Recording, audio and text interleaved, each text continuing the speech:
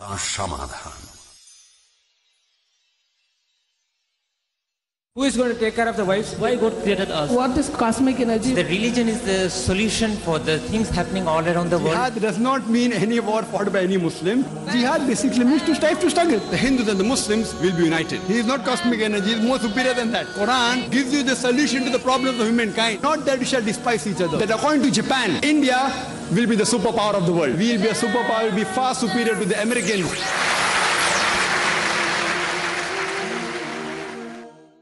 Alhamdulillah.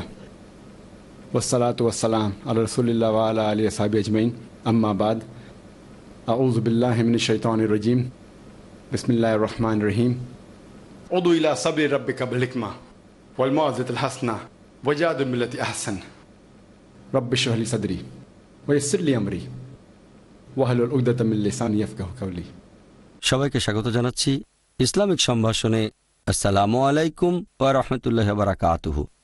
আপনারা ইসলাম ও comparative religion বা ইসলামের প্রচারের উপর যে কোনো প্রশ্ন করতে পারেন। হ্যাঁ ভাই।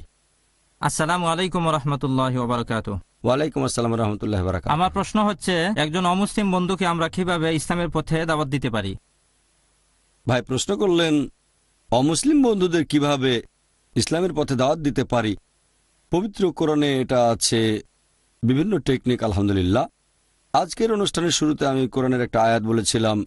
সূরা নাহল অধ্যায় 16 আয়াত 125 বলা হয়েছে, উদু ইলা সাবরি রাব্বিকা বিল হিকমা ওয়াল মাউইজাতিল হাসানা ওয়াজাদিল বিল্লাতি আহসান। অর্থাৎ মানুষকে তোমার প্রতিপালকের পথে আহ্বান করো, হিকমত ও সদুপদেশ দ্বারা তাদের সাথে তর্ক করো এবং তাদের যুক্তি দেখাও সবচেয়ে উত্তম ও গ্রহণযোগ্য পন্থায়। এখানে আল্লাহ বলছেন যে আমরা মুসলিমরা সব মানুষকে আহ্বান জানাবো আল্লাহ সুবহানাহু ওয়া তাআলার পথে হিকমার সাথে, যুক্তি আর সদুপদেশ দিয়ে তাদের সাথে তর্ক করব, তাদের যুক্তি দেখাবো সবচেয়ে ভালো আর গ্রহণযোগ্য উপায়ে। তাহলে ব্যাপারটা হলো আমরা আহ্বান করব অমুসলিম বন্ধুদের ইসলামের পথে আল্লাহ তাআলার পক্ষে হিকমার সাথে। এখন হিকমা অর্থাৎ জ্ঞানের কথা যদি বলেন, এটা পরিস্থিতির উপর ভিত্তি করে এক এক রকম হতে পারে। এমন কোনো নিয়ম নেই যে এটাই সেরা পদ্ধতি। হ্যাঁ, কোরআন হাদিস মেনে চলাটাই সেরা কাজ, তবে কোন কাজটা করব সেটা নির্ভর করবে পরিস্থিতির উপর। ধরেন একজন রোগী যদি ডাক্তারের কাছে আসে, ডাক্তার তখন অসুখের উপর ভিত্তি করে তাকে বিভিন্ন ওষুধ দেবেন বা অসুস্থতার উপর নির্ভর করে। আর দাওয়া দেওয়ার শ্রেষ্ঠ উপায় হলো সেই অমুসলিম বন্ধুকে বোঝার চেষ্টা করবেন, তারপর বিশ্লেষণ করবেন যে সেই অমুসলিম বন্ধুটি কোন ক্যাটাগরিতে পড়তে পারে, সেভাবে ব্যবস্থা নেবেন। এটা করতে গেলে অভিজ্ঞতা লাগবে, এটাই সবচেয়ে ভালো আর এটাই হিকমা। এ কারণে দেখবেন কিছু মানুষ কথা বলে আস্তে আস্তে, আবার কেউ কথা বলে জোরে জোরে, কেউ হয়তো বলে বিজ্ঞানের কথা, কেউ ইতিহাসের কথা, এভাবে বদলাতে থাকবে। তবে এটাই সবচেয়ে সেরা উপায়। দাওয়া দেয়া বাধ্যতামূলক, সেরা উপায়ে দেওয়াটা বাধ্যতামূলক না। সবকিছু হতে হবে ইসলামিক শরীয়ত অনুযায়ী। তাই এটা বদলাতে পারে যে দাওয়ার কাজে নতুন এসেছে তাকে অন্তত শুরু করতে হবে, বিশেষজ্ঞ হওয়ার আগে বলা যাবে না, এরকম না। কারণ আমাদের নবী মুহাম্মদ সাল্লাল্লাহু আলাইহি ওয়াসাল্লাম বলেছেন, এটা আছে সহিহ বুখারীতে, বাল্লিগু আন্নী ওয়ালাউ আয়া। মাত্র একটা আয়াত জানলেও তা প্রচার করো। তাহলে ইসলাম সম্পর্কে মাত্র একটা আয়াত জানলেও প্রচার করতে হবে। তাই আপনি ইসলাম প্রচারের কাজটা শুরু করেন, দ্বিধাতের মতো হয়ে বলবেন এরকম না, তারপর দাওয়া দেওয়া শুরু করবেন। আপনার সীমিত যে জ্ঞানটা আছে সেটা যদি সঠিক হয়ে থাকে তাহলে প্রচার করেন। অন্তত এটা তো জানেন আল্লাহ এক, তাহলে প্রচার করেন আল্লাহ এক, শুরু করে দেন। তারপর ইনশাআল্লাহ সময়ের সাথে সাথে আপনার অভিজ্ঞতা বেড়ে যাবে, অনেক কিছু আপনি শিখতে পারবেন। এছাড়াও আমার মতে দাওয়া দেওয়ার মাস্টার কি, এটাও আছে কোরআনে। এই আয়াতটা পাবেন সূরা আলে ইমরানে অধ্যায় 3 আয়াত নম্বর 64। আমি এটাকে বলি দাওয়া দেওয়ার মাস্টার কি। বলা হয়েছে, কুল ইয়া আহলাল কিতাব, বলো হে কিতাবীগণ, তাআলাউ ইলা কালমাতিন সাওয়াইন বাইনা বাইনাকুম, এসো সেই কথায় যা তোমাদের ও আমাদের মধ্যে এক। প্রথম সাদৃশ্য কি? আল্লাহ না'বুদা ইল্লাল্লাহ, আমরা আল্লাহ ব্যতীত কারো ইবাদত করব না, ওয়ালা নুশরিকা বিহি শাইয়্যান, আমরা অন্য কাউকে তার শরীক করব না, ওয়ালা ইয়াত্তাখিযা বা'দুনা বা'দান আরবাবান মিন দুনিল্লাহ, আমাদের মধ্য হতে আল্লাহ ব্যতীত আমরা অন্য কাউকে রব হিসেবে গ্রহণ করব না। ফাইন তাওয়াল্লাউ, যদি তারা মুখ ফিরিয়ে নেয়, ফাকুলু শাদু, বলো তোমরা সাক্ষী থাকো বিআন্না মুসলিমুন, যে আমরা মুসলিম, আল্লাহ তাআলার কাছে নিজের ইচ্ছাকে সমর্পণ করি। এটা হচ্ছে দাওয়া দেওয়ার বেশ ভালো একটা টেকনিক। আল্লাহ আমাদেরকে বলেছেন যে এসো সেই কথা যা তোমাদের ও আমাদের মধ্যে এক। যদি আপনি জানেন আপনার বন্ধু আর আপনার মধ্যে সাদৃশ্যগুলো কি কি, তাহলে দাওয়া দিতে পারবেন আরো ভালোভাবে। তবে এটা হবে পরবর্তীতে। প্রথমে আপনি কিছু ইসলাম সম্পর্কে বলবেন, দিতে পারেন বুকলেট অথবা ভিডিও ক্যাসেট, কথা বলে দেখেন। আর আমাদের বিভিন্ন ক্যাসেটে দেওয়ার বিভিন্ন কৌশলগুলো বলা হয়েছে। যেমন ধরেন, যদি দাওয়া দেন একজন হিন্দুকে, এর জন্য আমার ভিডিও ক্যাসেট দেখতে পারেন হিন্দুইজম ও ইসলাম ধর্মের মধ্যে সাদৃশ্য। যদি দাওয়া দিতে চান একজন খ্রিস্টানকে, তাহলে আমার ভিডিও ক্যাসেট দেখেন খ্রিস্টান ধর্ম ও ইসলামের মধ্যে সাদৃশ্য। যদি দাওয়া দিতে চান একজন নাস্তিককে, তাহলে কোরআন কি ঈশ্বরের বাণী? প্রথমে ঠিক করবেন সেই লোক পড়বে কোন ক্যাটাগরিতে। আমার ভিডিও ক্যাসেট দেখতে পারেন, সেখান থেকে যুক্তি দেখাতে পারেন, অথবা একটা বুকলেট দিয়ে তার সাথে কথা বলেন। আর ইনশাল্লাহ যদি আমার লেকচার শোনেন, ভিডিও ক্যাসেট দেখেন, তাহলে আপনি আরো ভালোভাবে প্রচার করতে পারবেন। আমরা দাওয়ার উপরে ট্রেনিং দিয়ে থাকি যে কিভাবে দাওয়া দিতে হবে। আর যদি আমাদের ওয়েবসাইটে যান irf.net, সেখানে আছে ডিটিপি দাওয়া ট্রেনিং প্রোগ্রাম। সেখান থেকে অনেক কিছু জানতে পারবেন ইনশাআল্লাহ। আশা করি উত্তরটা পেয়েছেন। এবার কোনো বোন কি প্রশ্ন করবেন? আসসালামু আলাইকুম ওয়া রাহমাতুল্লাহ। ওয়ালাইকুম আসসালাম ওয়া রাহমাতুল্লাহি ওয়া বারাকাতুহু। ভাই, আমার প্রশ্নটা আগের প্রশ্নের ভিত্তিতে যে ইসলাম সম্পর্কে যেটুকু জানি সেটাই প্রচার করতে হবে। আর আমাদের নবী মুহাম্মদ সাল্লাল্লাহু আলাইহি সাল্লাম বলেছেন, মাত্র একটা আয়াত জানলেও সেটা প্রচার করো। তবে মানুষের সাথে কথা বলতে গেলে তারা উল্টো বলে যে জুমায় জুমায় এক সপ্তাহ হয়নি, এখনই এই লোক ধর্ম প্রচারের কাজ শুরু করেছে। আমরা এরকম প্রশ্নের কি উত্তর দিতে পারি? বোন, আপনি প্রশ্ন করলেন যে দাওয়ার কাজ শুরু করেছেন, আমাদের নবী বলেছেন মাত্র একটা আয়াত জানলেও তা প্রচার করো। আর তখন অনেকে বলে জুমায় জুমায় এক সপ্তাহ হয়নি আর এখনই। অন্তত শুরু তো করেছেন, আর শুরু করলে আপনি প্রচার করবেন, তখন বলবেন এটা আমাদের নবীর কথা। জুমায় জুমায় এক সপ্তাহ না, একেবারে প্রথম দিন থেকেই, যদি সে মুসলিম হয়। আপনি তো জুমা জুমা বলছেন, নবী বলেছেন মাত্র একটা আয়াত। এভাবে কথাটা বলতে পারেন একজন মুসলিম বন্ধু যদি হয়। অমুসলিম কখনো এভাবে বলবে না। জুমায় জুমায় এক সপ্তাহ, এই ডায়লগ একজন মুসলিমই দেবে। আপনি বলবেন জুমায় জুমায় এক সপ্তাহ তো অনেক লম্বা সময়, 8 দিন। আমি সকালে শুনে সেটা একটু পরেই বলতে পারি। ধর্মপ্রচারের ক্ষেত্রে আমাদের নবী বলেছেন এখনই। আপনি কি সহিহ বুখারী মানেন, আমাদের নবীকে মানেন? এইভাবে টেবিলটা ঘুরিয়ে দেন। জুমায় জুমায় মাত্র এক সপ্তাহ আর এখনই শুরু করে দিলেন। হ্যাঁ, জুমায় জুমায় এক সপ্তাহ কথাটা ঠিক। আমাদের নবী বলেছেন তাড়াতাড়ি। এটা বলবে একজন মুসলিম, কোনো অমুসলিম এই কথাটা বলবে না। সে হয়তো বলবে অন্য কিছু। আপনারা মুসলিমরা এরকম, আপনারা খুব নিষ্ঠুর, সেখানে টেকনিকটা আবার আলাদা। তাহলে বোন, দাওয়া দেওয়ার ভালো নিয়মটা হচ্ছে কোনো প্রতিবাদ করবেন না। মার্শাল আর্টে যখন তারা লড়াই করে, সেখানে প্রতিপক্ষের নিজের শক্তি দিয়েই তাকে ঘায়েল করা হয়, নিজের শক্তি দিয়ে না। প্রতিপক্ষ হয়তো বিশাল, ধরেন সে কাছে এসে আপনাকে ঘুষি মারল, আপনি সামনে এগিয়ে তার নিজের শক্তি দিয়ে তাকে ফেলে দিলেন, কারণ প্রতিপক্ষ তখন আর পেছনে যেতে পারবে না। আপনি বলুন হ্যাঁ কথাটা ঠিক, তবে নবী এটা বলেছেন। এখানেও সেই আয়াতটা হ্যাঁ মেনে নিচ্ছি, জুমায় জুমায় এক সপ্তাহ মানছি, সমস্যা নেই, আপনার কথা মেনে নিচ্ছি। এই টেকনিকটা আসবে অভিজ্ঞতা থেকে। সময় গেলে আরো ভালোভাবে সেটা ব্যবহার করতে পারবেন। আপনি কোনো রকম লজ্জা বা ভয় পাবেন না। এমন না যে আপনাকে একটা প্রশ্ন করা হলে একটা উত্তর দিতেই হবে। এটা আস্তে আস্তে হবে ইনশাআল্লাহ। যদি চেষ্টা করেন তাহলে আল্লাহ আপনাকে সাহায্য করবেন। এটা ভাববেন না যে জাকির ভাই তো সাথে সাথে উত্তর দিয়ে দেন। ইনশাআল্লাহ আপনি আমার চেয়ে ভালো করবেন, হয়তো কয়েকদিন পরেই, জুমায় জুমায় এক সপ্তাহ অথবা কয়েক বছর পরে। আসল কথাটা বোন, আপনি শুরু করেন, ইসলাম প্রচার শুরু করেন। আর প্রথম দিকে হতে পারে আপনি ভালো উত্তর দিতে পারছেন না সেই জায়গায়, তবে ইনশাআল্লাহ যদি চেষ্টা করেন না, আল্লাহ পবিত্র কোরআনে বলেছেন সূরা আনকাবুত অধ্যায় নম্বর 29 আয়াত নম্বর 69, আল্লাহর পথে চেষ্টা করলে তিনি রাস্তা খুলে দেবেন। আসল কাজটা হচ্ছে জিহাদ ফি সাবিলিল্লাহ। আশা করি উত্তরটা পেয়েছেন। আসসালামু আলাইকুম। ওয়ালাইকুম আসসালাম ওয়া রাহমাতুল্লাহি ওয়া বারাকাতুহু। আমি হোটেল ম্যানেজমেন্টের পেশায় ঢুকতে চাই। এখন আমার আত্মীয় স্বজনরা বলছে এই পেশায় অ্যালকোহল আছে, আমাকে অ্যালকোহল জাতীয় খাবার সার্ভ করতে হবে। এখন ইসলাম মেনে কি আমি হোটেল ম্যানেজমেন্টে কাজ করতে পারি? ভাই, আপনি প্রশ্ন করলেন যে হোটেল ম্যানেজমেন্টে কাজ করতে চান, আপনার একজন আত্মীয় বলেছেন যে এই পেশায় অ্যালকোহল আছে ইত্যাদি ইত্যাদি, এখানে কাজ করা যাবে কি যাবে না? ভাই, এটা খুবই গুরুত্বপূর্ণ। কোনো প্রশিক্ষণ নেবার আগে ভবিষ্যতের কথাটা ভাববেন। অনেকেই আছে, আমি হয়তো বললাম আপনি কিসে পড়েছেন? বিএ। কেন? আমি জানি না। বিকম কেন? জানি না। উদ্দেশ্যই নেই, লক্ষ্য নেই, কিছুই নেই।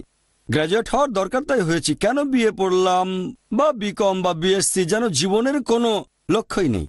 কলেজে যেতে ইচ্ছে করে, ভালো, মজা করলাম। এইচএসসি, এবার কি করব? ক্লাস 12 শেষ, এবার কি করব? গ্র্যাজুয়েশন। ঠিক আছে, যেখানে চান্স পাবো সেখানেই করব। তাহলে প্রথমে থাকতে হবে একটা লক্ষ্য। এখন আপনি যদি হোটেল ম্যানেজমেন্টের পেশায় যেতে চান, ভালো, এখানেও কিছু আপনার জন্য মানুষের জায়গা আছে যদি আপনি মনটাকে পরিষ্কার রাখেন। মনটা পরিষ্কার রাখতে হবে, এমন না যে হোটেল ম্যানেজমেন্ট পেশার সবকিছু একেবারে হারাম। হোটেল ম্যানেজমেন্টের ক্ষেত্রে যদি আপনি ঠিক করেন যে আমি একটা চাকরি করব, আমি একটা 5 স্টার হোটেলে ওয়েটার হব, তাহলে সেটা বাদ। সবগুলো 5 স্টার হোটেল, শুধুমাত্র সৌদি আরব আর কয়েকটা দেশ বাদে, যেমন শারজা, অন্য সব জায়গায় অ্যালকোহল। যদি বলেন যে হ্যাঁ আমি এই কোর্স করে হবে একজন পার্সার বা এয়ার হোস্টেস, কোনো মহিলা বলল, অথবা পার্সার, সেখানে অ্যালকোহল সার্ভ করতে হবে। যদি না এয়ার হোস্টেসের চাকরিটা হয় সৌদি এয়ারলাইন্সে, বেশিরভাগ প্লেনে অ্যালকোহল সার্ভ করা হয়। আপনাকে জানতে হবে বিস্তারিতভাবে। এখন হোটেল ম্যানেজমেন্টের সবগুলো কাজের সাথে যে অ্যালকোহল সম্পর্ক আছে ব্যাপারটা এমন না, তবে অনেক ক্ষেত্রে আছে। যদি 5 স্টার ক্যাটাগরি দেখেন বেশিরভাগই অ্যালকোহল আছে, অথবা হয়তো চালু করবেন নিজের হোটেল, সেটা হতে পারে 3 স্টার বা 4 স্টার হোটেল, অথবা বিশেষ পারমিশন নিয়ে অ্যালকোহল ছাড়া 5 স্টার। এখানে অ্যালকোহল ভালোভাবেই জড়িত। অনেকেই হোটেল ম্যানেজমেন্ট কোর্স করে 5 স্টার হোটেলে চাকরি করে, তারপর দেখলো অ্যালকোহল, এখন কি করব? ঠিক আছে, চাকরি যখন নিয়েছি তখন সার্ভই করি অ্যালকোহল। মনের কাছে পরিষ্কার থাকবেন। যদি আপনি আগে থেকে জানেন যে হোটেল ম্যানেজমেন্টের কাজে অ্যালকোহলের সাথে একটা সম্পর্ক আছে, তবে ইচ্ছে করলে আপনি এটা থেকে দূরেও থাকতে পারেন। কিছু ক্ষেত্রে কাজটা খুবই সহজ, কিছু ক্ষেত্রে হয়তো একটু কঠিন, তবে অসম্ভব না। তাহলে যখন আপনি ডিগ্রি শেষ করলেন, তারপর একটা চাকরির অফার পেলেন, একটা 2 স্টার হোটেল আর একটা 5 স্টার হোটেল। 2 স্টার দেবে 10,000, 5 স্টার দেবে 15,000 টাকা। 5 স্টারে অ্যালকোহল সার্ভ করতে হবে, 5,000 তো বেশি পাওয়া যাবে। আসল ব্যাপারটা হচ্ছে তাকওয়া। প্রথমে যদি কাজটা সম্পর্কে জানেন যে এখানে কি কি সুবিধা আর কি কি অসুবিধা আছে, যে কোর্সটা করছেন, তাহলে ভালো অবস্থানে থাকবেন। এমনিতে এগুলো খুতুয়াত শয়তান। আপনাকে জানতে হবে, এমন না যে হোটেল ম্যানেজমেন্ট পুরোপুরি হারাম। সেটা ইসলামিক হোটেল হলে কোনো সমস্যা নেই, তবে অনেক কাজ আছে যেগুলো হারাম, যেমন অ্যালকোহল সার্ভ করা ইত্যাদি। একটু সাবধানে থাকবেন। যদি সাবধান থাকেন আর ভালো করে জানেন, তাহলে কোনো সমস্যা নেই। আশা করি উত্তরটা পেয়েছেন। আপনার লেকচার শুনে আমি জানতে পেরেছি যে মুসলিমদের জন্য দাওয়া দেয়া খুবই গুরুত্বপূর্ণ। তবে একজন মুসলিম মহিলা, তাকে শালীনতা বজায় রাখতে হবে, ঘরের কাজ করতে হবে। আমার মতে এটা বেশ কঠিন কাজ। তারপর অমুসলিম মহিলাদের সাথে মেলামেশা করতে হবে। অনেকে আবার চুপচাপ থাকতেই পছন্দ করে। আপনি কি তাদের জন্য দাওয়া দেওয়ার ব্যাপারে কিছু বলবেন? বোন প্রশ্ন করলেন যে আমার লেকচার শোনার পরে জেনেছেন দাওয়া দেওয়া গুরুত্বপূর্ণ। বোন, দাওয়া দেওয়া বাধ্যতামূলক। গুরুত্বপূর্ণ ঠিক আছে, আর বাধ্যতামূলকও। মানে গুরুত্বপূর্ণ কাজগুলোর মধ্যে বাধ্যতামূলক ক্যাটাগরি। আপনার প্রশ্নটা হচ্ছে একজন মহিলা কিভাবে দাওয়া দিতে পারে, অমুসলিম মহিলাদের সাথে কিভাবে কথা বলতে হবে, তাকে শালীনতা বজায় রাখতে হবে। অনেক মানুষের ভুল ধারণা আছে যে দাওয়া দিতে গেলেই তাকে বাইরে যেতে হবে। ব্যাপারটা আসলে এরকম না বোন। অনেক মহিলা আছেন যারা শালীনতা বজায় রাখেন, আধুনিক, আর পাশাপাশি দাওয়া দিচ্ছেন আলহামদুলিল্লাহ। যে চুপচাপ থাকতে পছন্দ করে সে কিভাবে দাওয়া দেবে? অনেকের ভুল ধারণা আছে যে দাওয়া মানে শুধু লেকচার দেয়া। শুধু লেকচার দেওয়াই নয় বোন, দাওয়ার বিভিন্ন টাইপ আছে। আপনি একজনের সাথে কথা বলতে পারেন, বাসায় বসে আলোচনা করতে পারেন, চিঠি লিখতে পারেন, ইমেল পাঠাতে পারেন। আর দাওয়া দেওয়ার ব্যাপারে যদি বলতে হয়, দুইজন কথা বলছেন, তখন দুজনেই পুরুষ বা দুজনেই মহিলা হলে ভালো হয়। বেশিরভাগ ক্ষেত্রে প্রয়োজন হলে বিপরীত লিঙ্গের সাথে কথা বলা যায়, মাহরামের সাথে। তবে আপনি যদি ইসলামিক শরিয়াগুলো ভালোভাবে জেনে থাকেন, ঘরে বসেও তাহলে দাওয়া দিতে আপনি পারেন। আপনি চুপচাপ থাকেন, ভালো। আপনার হয়তো কথা বলার তেমন অভ্যেস নেই, হয়তো লজ্জা পাবেন বা অস্বস্তি লাগতে পারে। তবে আপনাদের কারো অবস্থা হয়তো ততটা খারাপ না যতটা আমার ছিল। তোতলা ছিলাম আমি, কারোর সাথে কথা বলতে গেলেই আমি তোতলাতাম। জিজ্ঞেস করা হলো আপনার নাম কি, আমি বলতাম যা যা যা জাকির, এরকমই ছিলাম। এটা প্রায় 12 বছর আগের কথা। আর আলহামদুলিল্লাহ আল্লাহ রাস্তা খুলে দিয়েছেন। আমি মেডিকেল কলেজ থেকে পাশ করেছি। তারপর গত 12 বছর ধরে আমি দাওয়ার ফিল্ডে আছি মাশাআল্লাহ। আমি আগের প্রশ্নের উত্তরও কথাটা বলেছিলাম, যদি আপনি আল্লাহ সুবহানাহু ওয়া তাআলার পথে জিহাদ করেন, চেষ্টা করেন, আল্লাহ আপনার রাস্তা খুলে দেবেন, আপনি যাই হন না কেন। বেশিরভাগ মানুষই, মানে 99.99% যারা দাওয়া দিতে চান, আমি শুরুতে যেমন ছিলাম তার চেয়ে সবাই ভালো আছেন। এটা একটা উদাহরণ। আল্লাহ সাহায্য করেছেন। আল্লাহ সাহায্য করলে কেউ হারাতে পারবে না, আর আল্লাহ ত্যাগ করলে কেউ সাহায্য করতে পারে না। অতএব মুমিনরা নির্ভর করুক আল্লাহ সুবহানাহু ওয়া তাআলার উপর। এটা আছে সূরা আলে ইমরান অধ্যায় 3 আয়াত নম্বর 160। তাহলে বোন শুরু করেন। যদি মনে করেন কথা বলতে চাচ্ছেন না, মিশতে চাচ্ছেন না, চুপচাপ থাকতে চাচ্ছেন, তারপরে শুরু করেন, আর ইনশাআল্লাহ আল্লাহ সাহায্য করবেন। ব্যাপারটা এরকম না যে একজন মহিলা শালীনতা বজায় রেখে দাওয়া দিতে পারবেন না। অনেকের ভুল ধারণা আছে শালীন মানে ঘরে থাকতে হবে বসে। শালীনতা মানে শালীনতা, ঘরের ভেতরে বা বাইরে মেনে চলবেন ইসলামিক শরিয়া, দৃষ্টি নিচু রাখবেন, সত্যি বলতে একজন শালীন মহিলা অনেক ভালোভাবে দাওয়াত দিতে পারবে একজন অশালীন মহিলার চেয়ে। একজন ভদ্র মহিলা বাইরে যাচ্ছে ইসলামিক নিয়মকানুন মেনে, এটাই তো একটা দাওয়া। তারপর যখন ধর্মপ্রচার করে, কথা বলে, পরোক্ষ দাওয়া। আজ সকালে আমি আমাদের মহিলা টিচারদের ভয়েস মডুলেশনের জন্য বেশ কয়েকজন ট্রেনারের সাথে কথা বলেছিলাম, আর আমরা বোম্বের সেরা লোকদের হায়ার করছি। সকালে আমরা বেশ কয়েকজনের ইন্টারভিউ নিয়েছি, আমার বোন এবং আমি, এরা সবাই মহিলা। তারা আমাদের জিজ্ঞেস করেছিল যে আচ্ছা, আমরা যখন ট্রেনিং দিতে আসব তখন কি শাড়ি পরতে পারবো, সমস্যা নেই তো, অথবা সালোয়ার কামিজে হবে? তাদের প্রশ্ন। আমরা কোনো শর্ত বেঁধে দেইনি, সবাই তো মহিলা, আমাদের মহিলাদের ট্রেনিং দেবেন, এটাও একটা দাওয়াত। যেভাবে কথা বলেছি। তারপর আমার বোন পরেছিল হিজাব, তারাই বলতে লাগলো সালোয়ার কামিজে চলবে, অথবা আপনারা কি চান? আমরা কোনো শর্ত দিইনি, তারা তো ট্রেনার, সবাই প্রফেশনাল, আমরা মাইন্ড করব না, সবাই মহিলা, তারা সালোয়ার কামিজ বা অন্য কিছু পড়ুক, যেহেতু কোনো শর্ত দেয়নি আমাদের কোনো সমস্যা নেই। তবে চিন্তা করেন যেভাবে আমার বোন কথা বলেছে, যেভাবে নিজেদের উপস্থাপন করেছি, অমুসলিম প্রফেশনাল। বিদেশিদের ট্রেনিং পাওয়া অন্যদেরকে কথা বলা ট্রেনিং দেন, তারাই প্রশ্নগুলো করছেন। কেন? কারণ আমাদের উপস্থাপনা। আমরা ইসলাম সম্পর্কে কোনো কথাই বলিনি, শুধু কাজের বিষয়ে কথা বলেছি, কিন্তু সেটাই যেভাবে উপস্থাপন করেছি সেটাই দাওয়া, আলহামদুলিল্লাহ। এরকম কোনো শর্ত দেয়নি যে ট্রেনিং দিতে আসলে হিজাব পড়তেই হবে, এটা বাধ্যতামূলক না, সবাই অমুসলিম। তাই আলহামদুলিল্লাহ বোন শালীনতা বজায় রেখে দাওয়া দিতে পারবেন না, এ ব্যাপারটা সেরকম না। সত্যি বলতে শালীন হয়ে আরো ভালোভাবে দাওয়া দিতে পারবেন, তখন ভালো অবস্থানে থাকবেন। আর আপনি এভাবে বলতে পারেন যে আমি তো মহিলা, বাসায় থাকতে হয়, বাইরে অত মেলামেশা করতে পারবো না, তাহলে কথা বলতে পারেন টেলিফোনে, যোগাযোগ করতে পারেন ইন্টারনেটে, তবে মহিলাদের সাথে হলে ভালো হয়।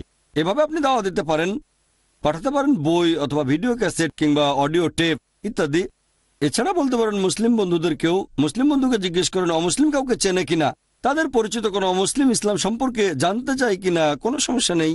যে জাকির ভাই আমার একজন অমুসলিম বন্ধু নেই, আচ্ছা ঠিক আছে, মুসলিম বন্ধুদের জিজ্ঞেস করেন পরিচিত কোনো অমুসলিম ইসলাম সম্পর্কে আগ্রহী কিনা। সিম্পল। আল্লাহ আপনার রাস্তা খুলে দেবেন। একবার শুরু করলে ইনশাল্লাহ আল্লাহ সাহায্য করবেন, তবে আপনাকে শুরু করতে হবে, কালকের জন্য অপেক্ষা করবেন না, এখনই শুরু করে দেন। আশা করি উত্তরটা পেয়েছেন। কোনো ভাইকে প্রশ্ন করবেন? হ্যাঁ ভাই। আসসালামু আলাইকুম। ওয়ালাইকুম আসসালাম রাহমাতুল্লাহি ওয়া বারাকাতুহু। আমরা কোরআনের বিরুদ্ধে অ্যানথ্রোপোমরফিজমের অভিযোগের উত্তর দিব কিভাবে? যেমন ধরেন আল্লাহর হাত বা আল্লাহর ডান হাত, এরপর আল্লাহর দৃষ্টিতে, আর এরকম বলা হয়েছে যে কিয়ামত মানে শেষ বিচারের দিনে সবাই সে সময় আল্লাহকে দেখতে পাবে। আমরা এই অভিযোগ খণ্ডন করব কিভাবে যে পবিত্র কোরআন আল্লাহ তাআলাকে একটা আকৃতি দিচ্ছে? ভাই আপনি প্রশ্ন করলেন যে কিভাবে খণ্ডাবো এই অ্যানথ্রোপোমরফিজম ফিলোসফি, যেটাতে ইসলাম ধর্ম বিশ্বাস করে না। তাহলে ইসলামে কেন বলা হয়েছে যে আল্লাহর হাত আছে আর শেষ বিচারের দিনে আল্লাহকে দেখতে পাবেন? প্রথমে বুঝতে হবে অ্যানথ্রোপোমরফিজম শব্দের অর্থটা কি। অ্যানথ্রোপোমরফিজম মানে সর্বশক্তিমান ঈশ্বর পৃথিবীতে আসছেন অন্য কোন রূপে, আর তিনি এমন রূপ নেবেন যেগুলো আপনারা চেনেন। যেমন ধরেন আমাদের মানুষদের ক্ষেত্রে আমরা চিন্তা করব আরেকজন মানুষের কথা, পশুরা ভাববে পশুর কথা, তাহলে পশুদের জন্য আসবে পশু। তবে যেহেতু সেখানে ঈশ্বর পশুদের জন্য পশুর রূপ নিয়ে এসেছেন, মানুষের উচিত হবে সেই পশুরূপী ঈশ্বরকে শ্রদ্ধা করা। এভাবে ঈশ্বর প্রায় সব রূপেই আছেন, মানুষ যত কিছু কল্পনা করতে পারে। সেজন্য আমরা বলি ইসলাম অ্যানথ্রোপোমরফিজমে বিশ্বাস করে না। অ্যানথ্রোপোমরফিজমের মূল ফিলোসফিটা এরকম যে সর্বশক্তিমান ঈশ্বর এতটাই মহান, এতই পবিত্র, তিনি এতই ধার্মিক যে তিনি মানুষের সুবিধা অসুবিধাগুলো বুঝতে পারেন না। অ্যানথ্রোপোমরফিজমে এখানে মানুষের রূপ নিয়ে কথা বলছি। আর মানুষজন বলে যে ঈশ্বর এত পবিত্র, এতই বিশুদ্ধ যে তিনি জানেন না ব্যথা পেলে মানুষের কেমন লাগে, বিপদের মধ্যে থাকলে মানুষের কেমন লাগে। তাই সর্বশক্তিমান ঈশ্বর মানুষের রূপ নেন এটা জানতে যে মানুষের জন্য কোনটা ভালো কোনটা খারাপ। শুনলে মনে হবে খুব সুন্দর যুক্তি, সর্বশক্তিমান ঈশ্বর পবিত্র, বিশুদ্ধ, অনেক ধার্মিক, তাই মানুষের সুবিধা অসুবিধাগুলো বুঝতে পারেন না। সেজন্য তিনি মানুষের সিস্টেমটা বোঝার চেষ্টা করেন, তারপর তিনি বলতে পারবেন যে মানুষের জন্য কোনটা ভালো কোনটা খারাপ। এখন ধরেন আমি বানালাম একটা ভিসিআর ভিডিও ক্যাসেট রেকর্ডার, আমাকে কি এখন এই ভিডিও ক্যাসেট রেকর্ডার হয়েই বুঝতে হবে যে তার জন্য কোনটা ভালো আর কোনটা খারাপ? না, যেহেতু আমি এটার উৎপাদনকারী, এটা সৃষ্টিকারী, আমাকে এখন এটা ভিসিআর হয়েই বুঝতে হবে না যে ভিসিআর এর জন্য কোনটা ভালো আর কোনটা খারাপ। তাহলে আমাকে কি করতে হবে? লিখবো একটা ইনস্ট্রাকশন ম্যানুয়াল, আর মানুষের জন্য ইনস্ট্রাকশন ম্যানুয়াল হচ্ছে এই পবিত্র কোরআন। এখন ভিসিআর এর জন্য আমি একটা ইনস্ট্রাকশন ম্যানুয়াল লিখবো যে আপনি যদি ভিডিও ক্যাসেটটা চালাতে চান, ক্যাসেটটা ভেতরে দেন, তারপর প্লে বাটনে চাপ দেন, যদি বন্ধ করতে চান স্টপ বাটনে চাপ দেন, ফাস্ট ফরওয়ার্ড করবেন এফএফ বাটনে চাপ দেন, উপর থেকে ফেলবেন না, ভেঙে যেতে পারে, পানির ভেতরে ফেলবেন না, নষ্ট হয়ে যাবে। লিখবো একটা ইনস্ট্রাকশন ম্যানুয়াল। একইভাবে মানুষের ক্ষেত্রে আল্লাহ তাআলা মানুষ জাতির সৃষ্টিকর্তা, আর মানুষের জন্য সবচেয়ে সেরা ইনস্ট্রাকশন ম্যানুয়াল, এ কথা আগেও বলেছি, এই পবিত্র কোরআন। মানুষের জন্য আদেশ নিষেধগুলো এখানে বলা হয়েছে। এখন ভাই প্রশ্ন করলেন, আর আপনি ঠিকই বলেছেন যে কিছু মানুষ ভুল বুঝতে পারে যে আল্লাহর তো হাত আছে অথবা আল্লাহর আকৃতি আছে, কিভাবে এটার উত্তর দিতে পারি। উত্তরটা আছে সূরা শুরাতে অধ্যায় নম্বর 42 আয়াত নম্বর 11, যে লাইসা কামিসলি শাই, কোনো কিছুই তার সাদৃশ্য নয়। আল্লাহর সমতুল্য আর কিছুই নেই। তিনি দেখেন, শুনতে পান, তবে তার দেখা এবং শোনা আমাদের মতো নয়। আল্লাহ পবিত্র কোরআনে বলেছেন, ওয়ালাম ইয়াকুল লাহু কুফুয়ান আহাদ। এটা সূরা ইখলাস অধ্যায় নম্বর 112 আয়াত নম্বর 4, তার সমতুল্য কিছুই নেই। আরেকটা হচ্ছে সূরা শুরা অধ্যায় 42 আয়াত 11, যে কোনো কিছুই আল্লাহ সুবহানাহু ওয়া তাআলার সদৃশ্য নয়। যখন আল্লাহর হাতের কথা বলা হয়েছে, সেটা আমাদের মানুষের হাতের মতো অবশ্যই নয়। যে 5টা আঙ্গুল হাতের রেখা, আল্লাহর হাত আছে, হ্যাঁ, কিভাবে আল্লাহ মালুম। কিছু কিছু জায়গায় আল্লাহ নিজের বর্ণনা দিয়েছেন পবিত্র কোরআন এবং সহিহ হাদিসে, যেগুলো আছে সেগুলো আমরা মানি। অন্যান্য ব্যাপার আল্লাহ জানেন, তার হাত আছে, হ্যাঁ, কিভাবে আল্লাহ মালুম। তিনি শুনতে পান, হ্যাঁ, কিভাবে আল্লাহ মালুম। তবে তার কোনো সাউন্ড ওয়েভ লাগবে না আমাদের মতো, এটা হবে পুরোপুরি আলাদা। আমাদের লাগে সাউন্ড ওয়েভ, লাগে কান, অন্যান্য অঙ্গ প্রত্যঙ্গ, সবকিছু আল্লাহ তাআলা শুনতে পান, তবে সেটা আমাদের মতো করে না। সেজন্য এটা অ্যানথ্রোপোমরফিজমের ক্যাটাগরিতে পড়ে না। অন্যান্য ধর্মে দেখবেন অ্যানথ্রোপোমরফিজমের ফিলোসফি, ঈশ্বর একেবারে মানুষের মতো। এভাবে ঈশ্বর মানুষের রূপ নিচ্ছেন অন্য কোনো ধর্মে, হতে পারে হিন্দু ধর্ম বা খ্রিস্টান ধর্ম। তাকে কিছু খেতে হয়, তাকে ঘুমাতে হয়। আল্লাহ কোরআনে বলেছেন সূরা আনাম অধ্যায় 6 আয়াত 14, তিনি সবাইকে আহার দেন, তার আহারের প্রয়োজন হয় না। অন্যান্য সব ধর্মেই দেখবেন যে ঈশ্বরকে ঘুমাতে হয়। আল্লাহ কোরআনে বলেছেন সূরা বাকারা অধ্যায় নম্বর 2 আয়াত 255, আয়াতুল কুরসি, আল্লাহু লা ইলাহা হাইয়ুল কাইয়্যুম লা তাখুযুহু সিনতাতুন ওয়া লা নাওম লাহু মা ফিস সামাওয়াতি ওয়া মা ফিল আরদ। তিনি চিরস্থায়ী, তিনি সার্বভৌম, তার বিশ্রামের প্রয়োজন হয় না, তার ঘুমের প্রয়োজন হয় না, নিদ্রা তাকে স্পর্শ করে না। তাহলে আপনারা বুঝতে পারছেন এরকম অনেক পার্থক্য আছে, একটা দই আর একটা চুন।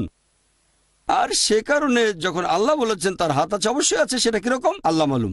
আর এমন না যে আল্লাহকে আমরা দেখতে পাবো না। আমি এখানে বলবো যে আমরা জীবিত অবস্থায় থেকে আল্লাহকে দেখতে পাবো না, তবে পরকালের জীবনে আখিরাতে আমরা অবশ্যই আল্লাহকে দেখতে পাবো। আর একটা হাদিসে উল্লেখ করা হয়েছে যে শেষ বিচারের দিনে যদি বেহেশতে যেতে পারি, ইনশাআল্লাহ, আল্লাহর কাছে দোয়া করছি যেন বেহেশতে যেতে পারি, বেহেশতে বা জান্নাতে যেতে পারলে আমরা দেখতে পাবো আল্লাহ সুবহানাহু ওয়া তাআলার চেহারা। তার চেহারা আমাদের মতো হবে না। আমাদের যেমন আছে ঠোঁট, নাক, চোখ। তারপর বলা হচ্ছে আল্লাহর হাত আছে, হ্যাঁ, আল্লাহর হাত আছে, কিভাবে আল্লাহ মালুম। তাহলে এটা অন্যান্য ধর্মের ফিলোসফি যেমন সেরকম কিছু নয়। দুইয়ের মধ্যে অনেক পার্থক্য। তিনি আমাদের সৃষ্টিকর্তা, তিনি একেবারে সবকিছু চেয়ে আলাদা। আশা করি উত্তরটা পেয়েছেন। হ্যাঁ বোন বলেন। মুসলিম মহিলারা বাইরে বের হলে বোরখা পরে। এখন সে যদি বোরখা না পরে সাধারণ সালোয়ার কামিজ পরে, পুরো শরীর ঢেকে রাখে, মাথায় ওড়না থাকে, তাহলে সেটা কি সঠিক হবে? বোন, আপনি প্রশ্ন করলেন যে মুসলিম মহিলাদের জন্য কি এটা আবশ্যিক যে সে যখন বাইরে যাবে তখন তাকে বোরখা পরতেই হবে?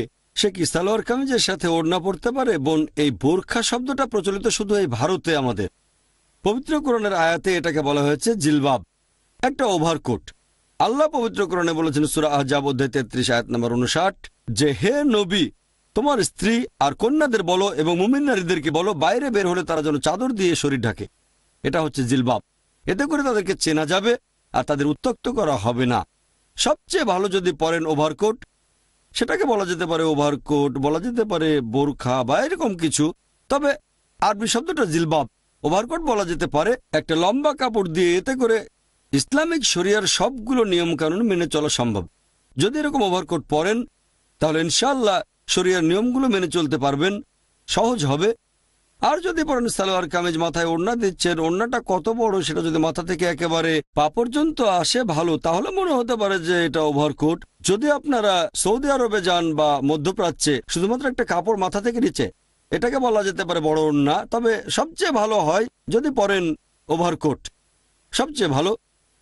যদি কোট পরতে না পারেন তাহলে একটা বড় কাপড় দিয়ে ঢাকবেন, তবে কমপক্ষে একটা ওভারকোট। এটা বেশিরভাগ বিশেষজ্ঞ বলেন, আমারও মত এটা, যে এখানে কমপক্ষে একটা ওভারকোট লাগবে। এটা না হলে সালোয়ার কামিজ বা লম্বা ওড়না পুরো শরীর ঢাকা থাকবে। তবে সবচেয়ে ভালো হচ্ছে ওভারকোট। আর সেটা আঁটোসাঁটো হবে না, ঢিলে ঢালা থাকবে, স্বচ্ছ হবে না, চাকচিক্য থাকবে না, এইসব।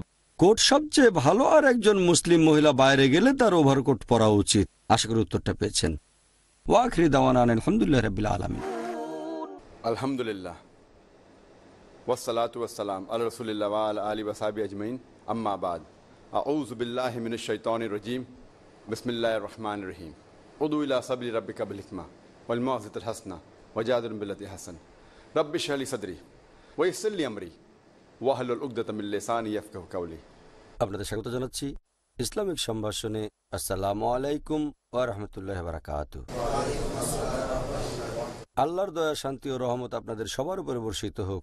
ইসলাম ও কম্পারেটিভ রিলিজিয়নের উপরে আপনারা যদি কিছু জানতে চান তাহলে আপনারা আমাকে এখন প্রশ্ন করতে পারেন। কোনো বোন কি প্রশ্ন করবেন? আসসালামু আলাইকুম ভাই। ওয়ালাইকুম আসসালাম রহমতুল্লাহ বারাকাতুহু। আমার একটা প্রশ্ন আছে। অনেকের হয়তো টাকা নেই কিন্তু ঈমান আছে, এরকম কেউ যদি আইআইএস এর মতো স্কুলে পড়তে চায়, তাদের সেই সামর্থ্য নেই, তাদের জন্য কোনো সমাধান কি আছে?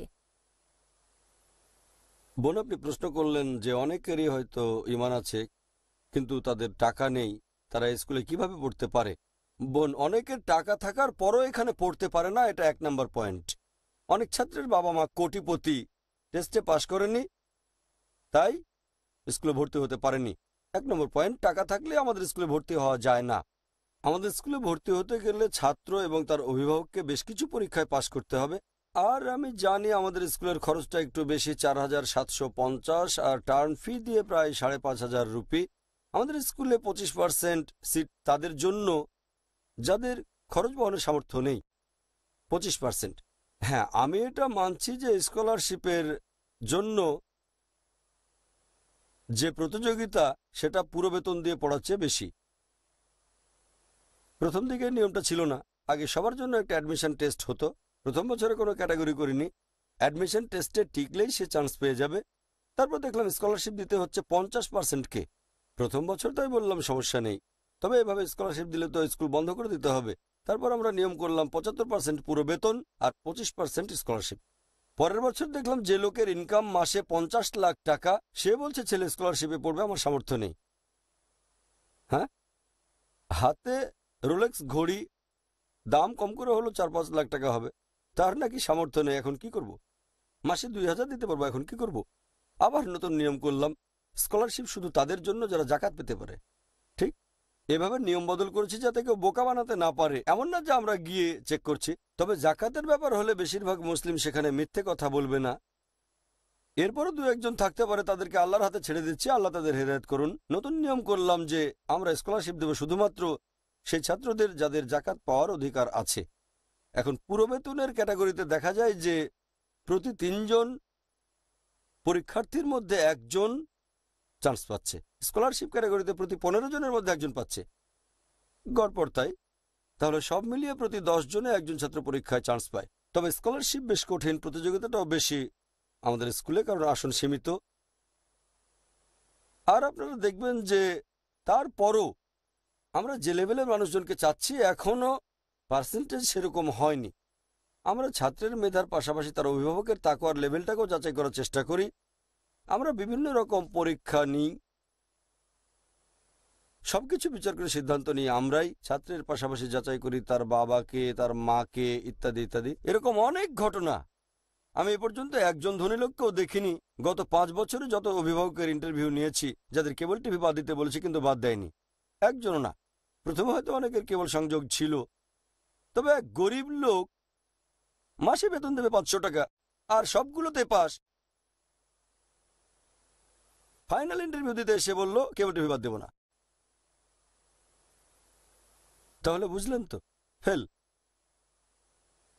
পরের বছর আবার অ্যাপ্লাই করে কোনো লাভ নেই, সেবার প্রতিযোগিতা আরো কঠিন। চিন্তা করেন, একেবারে ফাইনাল ইন্টারভিউতে অভিভাবক বলল কেবল টিভি আমি বাদ দিতে পারবো না। কেবল টিভি বাদ না দিলে ফেল, তখন তো ইমান উঁচু লেভেলে বলা যাবে না। পরের বার কেবল টিভি বাদ দিতে রাজি, কিন্তু প্রথম পরীক্ষাতেই ফেল, কারণ প্রতিযোগিতা দিন দিন কঠিন হয়ে যাচ্ছে। আমরা সেরা ছাত্রদের নেওয়ার চেষ্টা করে থাকি।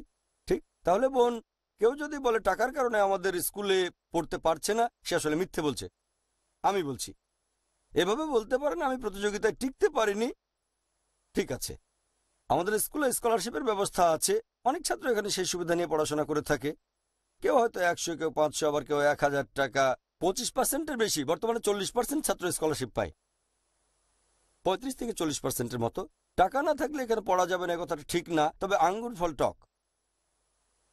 এখন এরকম হতে পারে অনেক ধনী বাবার সন্তান অ্যাডমিশন নিতে পারেনি, অনেক ধনী লোক, তাদেরকে আমরা ফিরিয়ে দিয়েছি। এখানে তারা ভর্তি হতে পারেনি। আমাদের অনেক ঘনিষ্ঠজনকেও আমরা ফিরিয়ে দিয়েছি। এমন না যে ভর্তি হতে গেলে জাকির ভাইকে চিনতেই হবে, পরীক্ষায় পাশ করতে হবে। আর যদি এরকম হয় আপনাকে আমি দায়ী হিসেবে চিনি, তাহলে সম্ভাবনা বেশি। এভাবে ঠিক আছে। সেজন্য আমাদের ফর্মে জায়গা থাকে, আপনি কাউকে চেনেন তাহলে রেফারেন্স দেন। এখন কেউ যদি নিজেকে ভালো দায়ী বলে দাবি করে, দায়ী মানে তাদের সুযোগ আগে, এটা একটা দিক। অন্য দিকগুলো দুর্বল হলে সে হয়তো অ্যাডমিশন পাবে না। এখানে বরং প্রতিযোগিতা করে আসতে হবে, একেবারে উন্মুক্ত প্রতিযোগিতা। মাশাআল্লাহ, যোগ্যতা থাকলে অবশ্যই চান্স পাবে। আর এখন পর্যন্ত আমি আপনাকে খোলাখুলি বলছি, ক্লাসে আমাদের সিট খালি থাকে। যদিও আসন সংখ্যা 24, আমরা চাই 15, 20 বা 10 জন ছাত্র হোক, তবে ভালো ছাত্র হবে। আমরা অনেক অ্যাপ্লিকেশন পাই, তবে যেহেতু নিয়মগুলো কঠিন তাই আমাদের সিট খালি থাকে। আরও বেশি ছাত্র আসলে আরেকটা ব্রাঞ্চ খুলবো, সেটা কোনো সমস্যা না। আমাদের প্রয়োজন সঠিক মানুষ, দৃষ্টান্ত রাখতে চাই। পরবর্তীতে যদি আমাদের স্কুল আরও সফল হয়, নতুন ব্রাঞ্চ খুলি, তাহলে নিয়ম বদলাতে পারে, তবে সেটা আলাদা ব্যাপার। এখন নিয়ম বেশ কড়া, গুণগত মান ধরে রাখতে চাই, চেষ্টাও করছি। আর আপনারা এটা জেনে অবাক হবেন যে ওমানে তারা একটা ব্রাঞ্চ খুলতে চায়, কারণ তারা স্যাটেলাইট টিভিতে গতবারের অ্যানুয়াল ডে অনুষ্ঠানটা দেখেছিল। এর আগের বার যেটা করেছিলাম, স্কুলের বয়স তখন 2.5 বছর, মাত্র 2 বছর 6 মাস। কোনো ছাত্র হয়তো পড়েছে 6 মাস, 3 ভাগের 1 ভাগ ছাত্র স্কুলে পড়েছে 6 মাস, 1 ভাগ পড়েছে 1.5 বছর, বাকি 1 ভাগ 2.5 বছর। তারা সেই অনুষ্ঠান দেখে খুব খুশি হয়েছিল। আমাদের নতুন অ্যানুয়াল ডে এখনো প্রচার করা হয়নি, ইনশাল্লাহ খুব শিগগিরই দেখানো হবে। আমরা এরকম অফার পেয়েছি দুবাই থেকে, তারপর রিয়াদ থেকে, এরপর পেয়েছি জেদ্দা থেকে, এগুলো দেশের বাইরে, ভারতে মাশাল্লাহ। আর ইনশাল্লাহ আমরা চ্যানেল শুরু করেছি, 1টা বছর অপেক্ষা করেন আপনারা, তারপরে প্রজেক্ট শুরু করব ইনশাল্লাহ। তারপরও আমরা একটু ধীরে যাচ্ছি, কারণ স্কুল পরিচালনা করার কাজটা আসলে বেশ কঠিন। এটা সম্পূর্ণ আলাদা ধরনের একটা স্কুল। তারপরও অনেক ব্যাপার নিয়ে আমাদের মনে এখনো অতৃপ্তি রয়ে গেছে। আমি যেরকম আদর্শ স্কুলের স্বপ্ন দেখি, সেখানে পৌঁছাতে অনেক পথ বাকি। তারপর আলহামদুলিল্লাহ সুম্মা আলহামদুলিল্লাহ, বর্তমান সময়ের অন্যদের সাথে তুলনা করলে সেটাদের একটা আলহামদুলিল্লাহ, এখনো অনেক উন্নতির জায়গা আছে। স্কুলের জায়গা বাড়াতে হবে, এরকম আরো অনেক কিছু। তারপরও মাশাআল্লাহ আমাদের যেটা ভালো লেগেছে, আমাদের দেখে অনেকে এরকম স্কুল চালু করতে চেয়েছেন। সেখানে টাকা কোনো সমস্যা নয়, হয়তো বাজেট আমাদের চেয়ে অনেক বেশি, তবে আমরা এখনো সবগুলো প্রজেক্টের কাজে ব্যস্ত। ইনশাল্লাহ আমরা ভবিষ্যতে অন্যান্য দেশেও এই স্কুলের ব্রাঞ্চ খুলব। আশা করি উত্তরটা পেয়েছেন। হ্যাঁ ভাই। আসসালামু আলাইকুম। ওয়ালাইকুম আসসালাম রহমতুল্লাহ। খ্রিস্টানরা গত শুক্রবারকে গুড ফ্রাইডে হিসেবে পালন করে। এখন গুড ফ্রাইডের প্রসঙ্গ নিয়ে আমরা তাদেরকে কিভাবে দাওয়াত দিতে পারি? গত শুক্রবার খ্রিস্টানরা একটা উৎসব গুড ফ্রাইডে পালন করেছে। এই দিনে আমরা তাদের কিভাবে দাওয়াত দেব? খ্রিস্টানরা বিশ্বাস করে যে শুক্রবারে যীশু খ্রিস্ট বাইস আলাইহিস সালামকে ক্রুশবিদ্ধ করে হত্যা করা হয়েছিল। এই জন্য শুক্রবার গুড ফ্রাইডে আর রবিবার ইস্টার সানডে পুনরুত্থিত হয়েছেন। আমার বিতর্কের ভিডিও দেখতে পারেন আপনি। যীশু খ্রিস্ট কি সত্যি ক্রুশবিদ্ধ হয়েছিলেন? গুড ফ্রাইডে মানে যিশুর ক্রুশবিদ্ধ হওয়া। এছাড়াও দেখতে পারেন শেখ দিদাতের লেকচার ক্রুসিফিকশন নাকি ক্রুসিফিকশন। আর আমার ভিডিও যিশু কি সত্যি ক্রুশবিদ্ধ হয়েছিলেন, এটা দিয়ে শুরু করতে পারেন। যিশুর ক্রুশবিদ্ধ হওয়া এ প্রসঙ্গে পবিত্র কোরআনে কিছু আয়াত পাবেন, বাইবেলেও এ ব্যাপারে বলা হয়েছে। তারপর কথা শুরু করতে পারেন, গুড ফ্রাইডে কি জিনিস? ও আচ্ছা এরকম নাকি? আচ্ছা, কে ঈশ্বর ক্রুশবিদ্ধ হলেন? সেটা কিভাবে সম্ভব? ও আমাদের সবার পাপের জন্য। অন্যের পাপের জন্য কেন? বলবেন ইজিকিয়েল অধ্যায় 18 অনুচ্ছেদ 20, যে পাপ করবে সে মারা যাবে। পিতা পুত্রের পাপের বোঝা বহন করবে না, পুত্র পাপের বোঝা বহন করবে না। এরকম বিভিন্ন যুক্তি দিয়ে বোঝাবেন তাদের। আপনি তাদের সাথে কথা বলবেন এইভাবে, গুড ফ্রাইডে জিনিসটা কি? বিভিন্ন উৎসব অনুষ্ঠানের প্রসঙ্গ নিয়ে দাওয়া দেওয়ার কথা যদি বলেন, সরল ভাষায় প্রশ্ন করবেন, এই গণপতি জিনিসটা কি? এই গুড ফ্রাইডে কি? ক্রিসমাস মানে কি? সংজ্ঞা জানতে চাইবেন, তারা উত্তর দেবে। এখন আপনাকে সেই উত্তরের পটভূমিকাটা জানতে হবে। সেভাবে প্রশ্ন করে যাবেন। এভাবে প্রশ্ন করে তাদের কাছে দাওয়া দিতে পারেন আর সত্যের কাছাকাছি নিয়ে আসতে পারেন। আশা করি উত্তরটা পেয়েছেন। কোন বোন কি প্রশ্ন করবেন? আসসালামু আলাইকুম ভাই। ওয়ালাইকুম আসসালাম রহমতুল্লাহ। আপনার কাছে আমার প্রশ্নটা হচ্ছে, আপনাদের স্কুলে ছাত্রছাত্রীদের সবচেয়ে সেরা চিকিৎসা সেবাই দেয়া হয়, আলহামদুলিল্লাহ, পরিবেশটা উন্নত। এখন তারা কি ঠিকভাবে এটার মূল্যায়ন করবে? কারণ বেশিরভাগ ছাত্রছাত্রী এরকম ব্যবহার পায় না। তারা কি পরবর্তীতে এই সুবিধাগুলো কি সঠিকভাবে মূল্যায়ন করতে পারবে? আমার দ্বিতীয় প্রশ্ন, ক্লাস 10 পর্যন্ত পড়তে গেলে এক একজনের পেছনে কয়েক লাখ টাকা খরচ হয়ে যাওয়ার কথা। এদের উচ্চশিক্ষার ব্যাপারে কি করবেন? পড়াশোনার খরচ এখন অনেক বেশি সাধারণ বাবা মায়ের জন্য। বোন দুটো প্রশ্ন করলেন যে ছাত্ররা খুব ভালো ব্যবহার পাচ্ছে আমাদের স্কুলে, তারা এটার মূল্যায়ন করবে কিনা। দ্বিতীয় প্রশ্ন, ক্লাস 10-এর পরে কি করব? প্রথম প্রশ্নের ব্যাপারে, হ্যাঁ, প্রথম দিকে আমরা ওটা নিয়ে চিন্তিত ছিলাম যে ছাত্রদের জন্য যদি এয়ার কন্ডিশন রুম করি তাহলে কি এটা সমস্যা করতে পারে, কারণ আমাদের স্কুলে যারা পড়ছে তাদের অনেকের বাসায় হয়তো এয়ার কন্ডিশন আছে, আবার অনেকের বাসায় নেই। আমরা চেষ্টা করেছি ক্লাসের টেম্পারেচারটা যেন ঠান্ডা থাকে, শীতল না। ঠান্ডা মানে একেবারে আরামের ঠান্ডা না, যে ঠান্ডায় পড়াশোনায় মনোযোগ দেওয়া যায় না। তার মানে এই না যে বাসায় গেলে তাদের গরম লাগবে। আমরা এরকম ব্যবস্থা করেছি। এছাড়া স্কুলের ছাত্রছাত্রীদের বিভিন্ন রকম উপহার দেই। এটাকে তারা তখনই মূল্যায়ন করতে পারবে যখন তারা বড় হবে।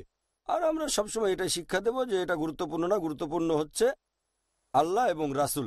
তবে কোনো বাবা মা যদি কোনো ছাত্রকে মাঝখানে অন্য কোথাও ভর্তি করে তাহলে সমস্যা হতে পারে। পুরোটা যদি কমপ্লিট করেন, এটা পুরো একটা কোর্স, অর্ধেক কোর্সে কাজ হবে না।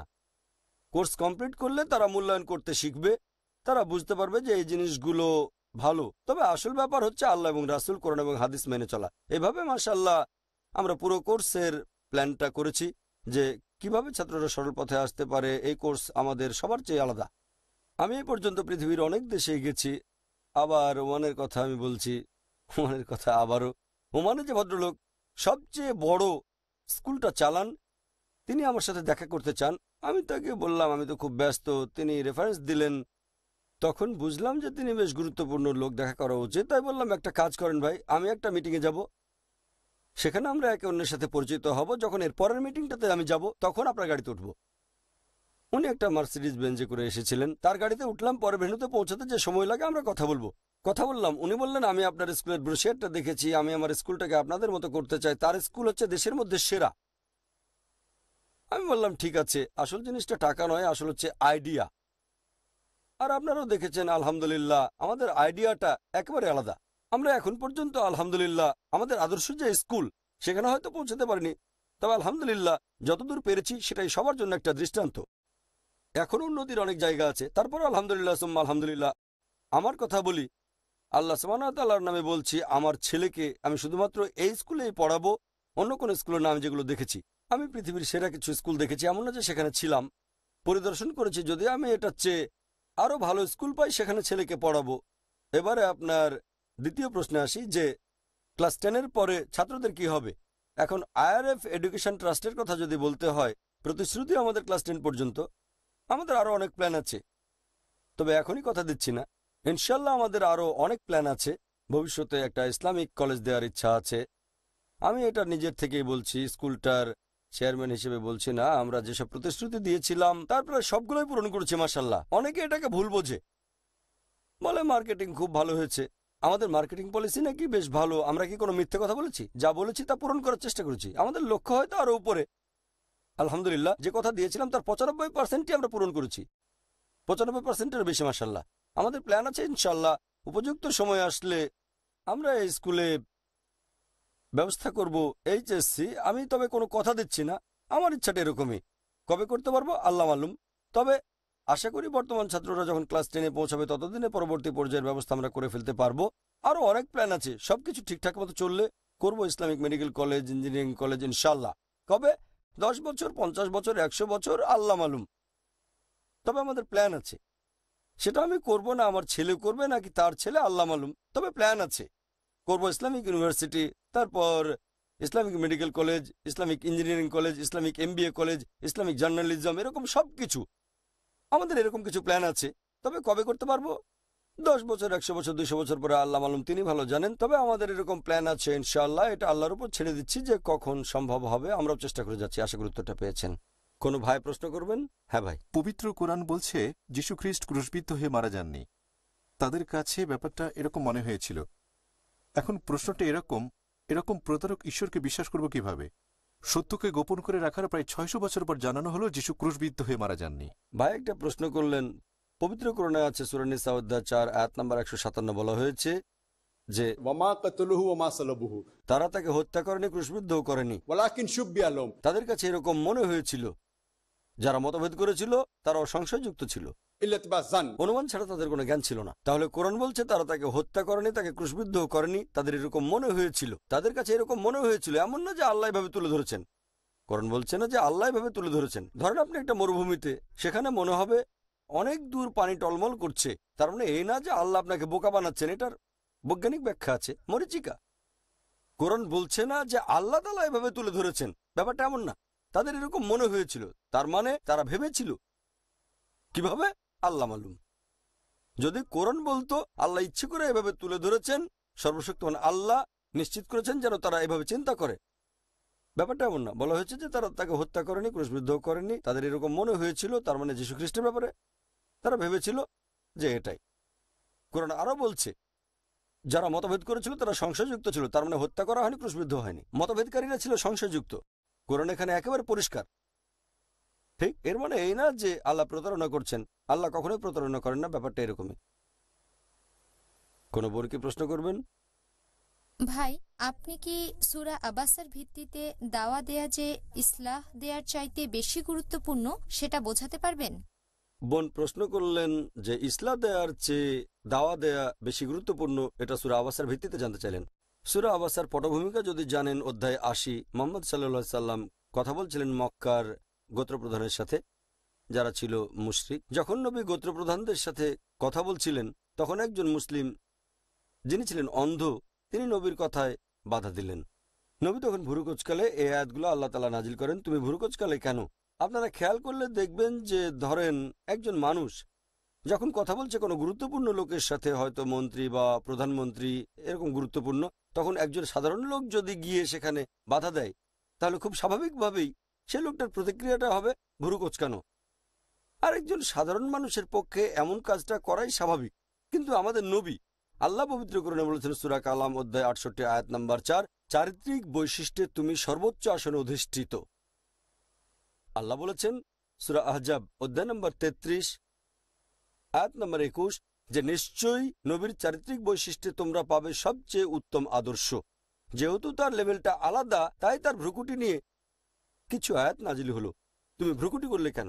এমন না যে তিনি পাপ করেছেন, এমন না যে সাধারণ মানুষের ক্ষেত্রে এটা ভুল, কিন্তু যেহেতু নবীর অবস্থান অনেক উপরে, তার মতো অবস্থানের একজন মানুষের পক্ষে ভ্রুকুটি করা মানায় না। এমন না যে এটা পাপ, এমন না যে এটা ভুল।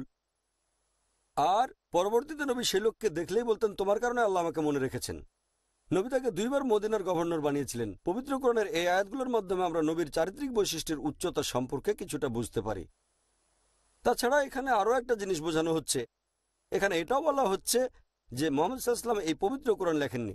যদি তিনি লিখতেন তাহলে এই আয়াতগুলো কোরআনে রাখতেন না। কেন এই আয়াতগুলো তিনি রাখবেন যেগুলো সবাইকে বলছে তিনি যে কাজটা করেছিলেন সেটা ভুল ছিল? এটা কোনো ভুল না, আবার পাপও না। এখানে নবীকে মনে করিয়ে দেওয়া হয়েছে। এখন এই সূরার ভিত্তিতে কেউ যদি আমাকে এসে বলে তাহলে তো ইসলাম দেওয়ার চেয়ে বেশি গুরুত্বপূর্ণ, না, এই আয়াতগুলোতে বোঝানো হচ্ছে আমাদের নবীর চারিত্রিক বৈশিষ্ট্যের উচ্চতা। আপনি যেটাই করেন দাওয়া বা ইসলাম, যদি তাকে ভদ্রভাবে বলেন কিছু মনে করবেন না। কোরআনের এই আয়াতগুলোতে বোঝানো হয়েছে আমাদের নবীর অবস্থানের কথা।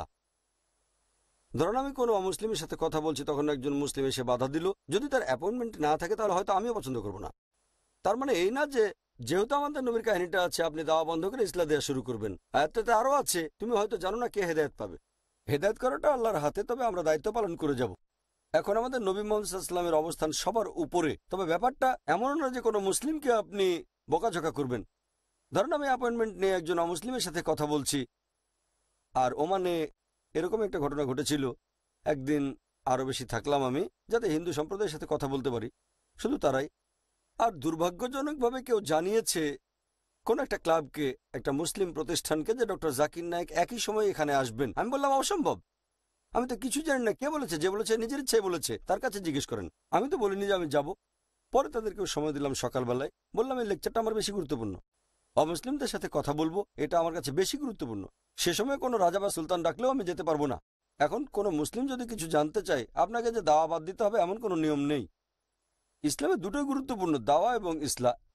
এখন আমি আপনাদের একটা উদাহরণ দিচ্ছি। কেউ ডাক্তারের কাছে গেল, হয়তো সামান্য সর্দি লেগেছে, অথবা হাতের কোথাও কেটে গেছে বা একটু ছিলে গেছে। আরেকজন আসলো যার হার্ট অ্যাটাক হয়েছে। ডাক্তার দুজনেরই চিকিৎসা করবেন, তবে সময় সীমিত থাকলে তাকে ঠিক করে নিতে হবে যে প্রথমে দেখবেন হার্ট অ্যাটাকের রুগীকে। যার হাতে একটু কেটে গেছে তার 2-3টা সেলাই লাগতে পারে, অথবা সেলাই লাগলোই না, সমস্যাটা গুরুতর কিছু না, কিন্তু হার্ট অ্যাটাকের রোগী মারা যেতে পারে।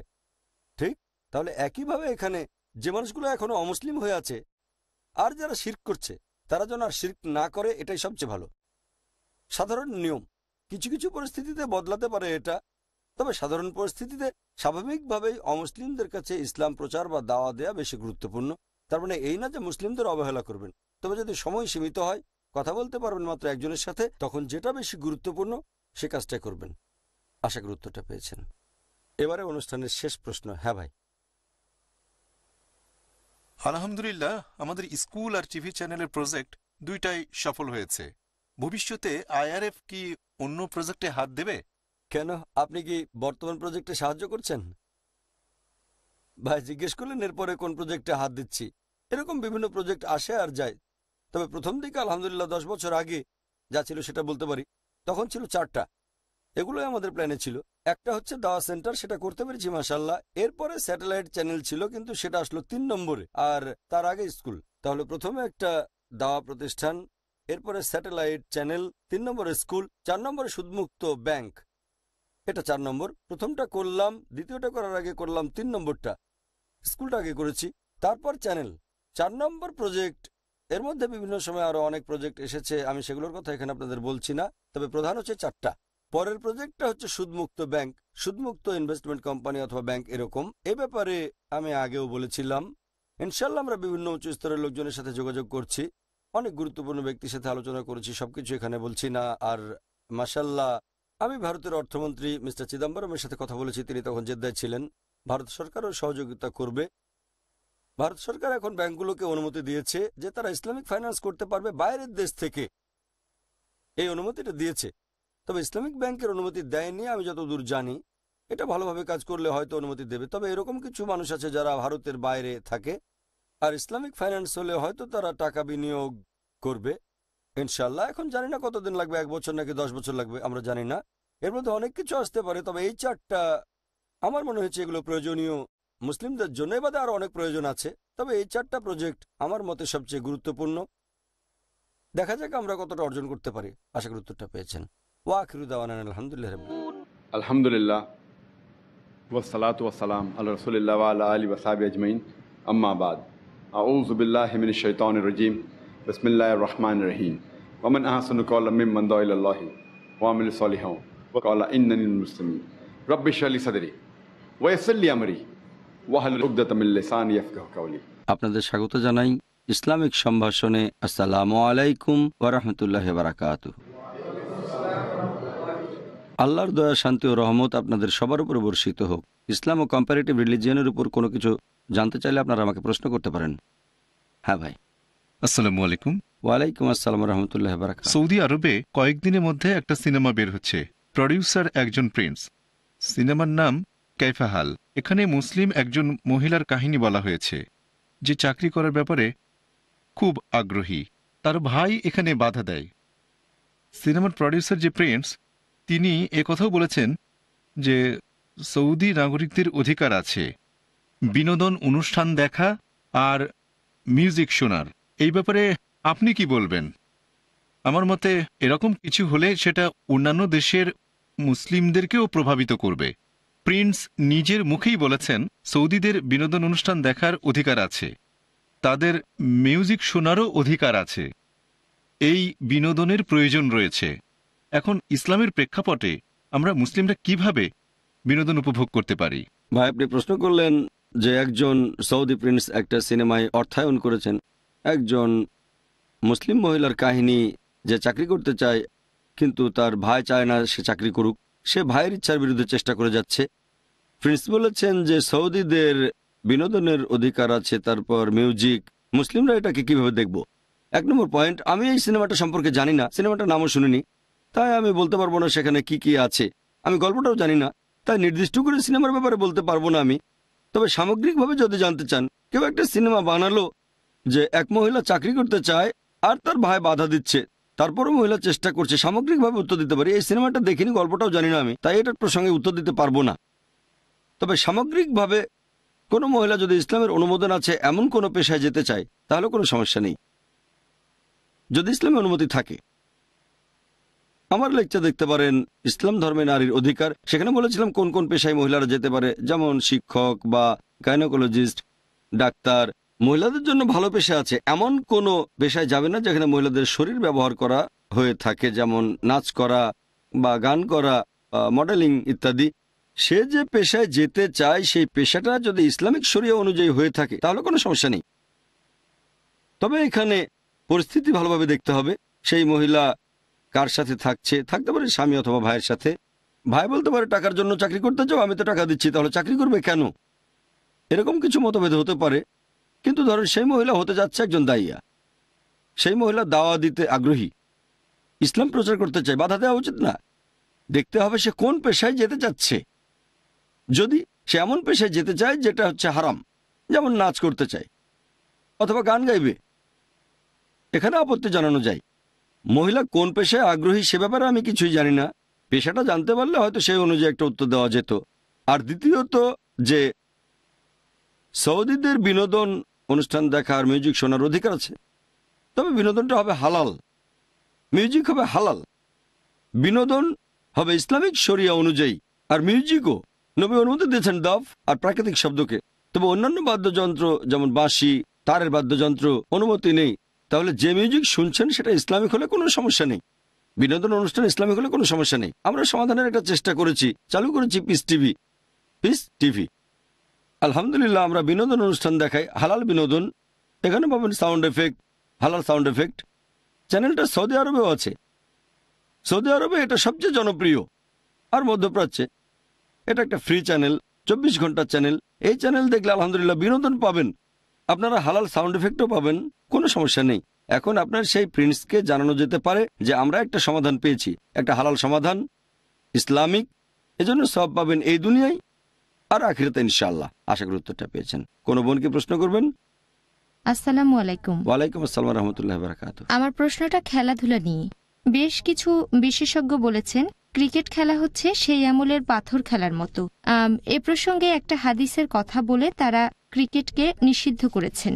এখন এভাবে হাদিসের ব্যাখ্যা করলে সব খেলাধুলায় নিষিদ্ধ হয়ে যাবে।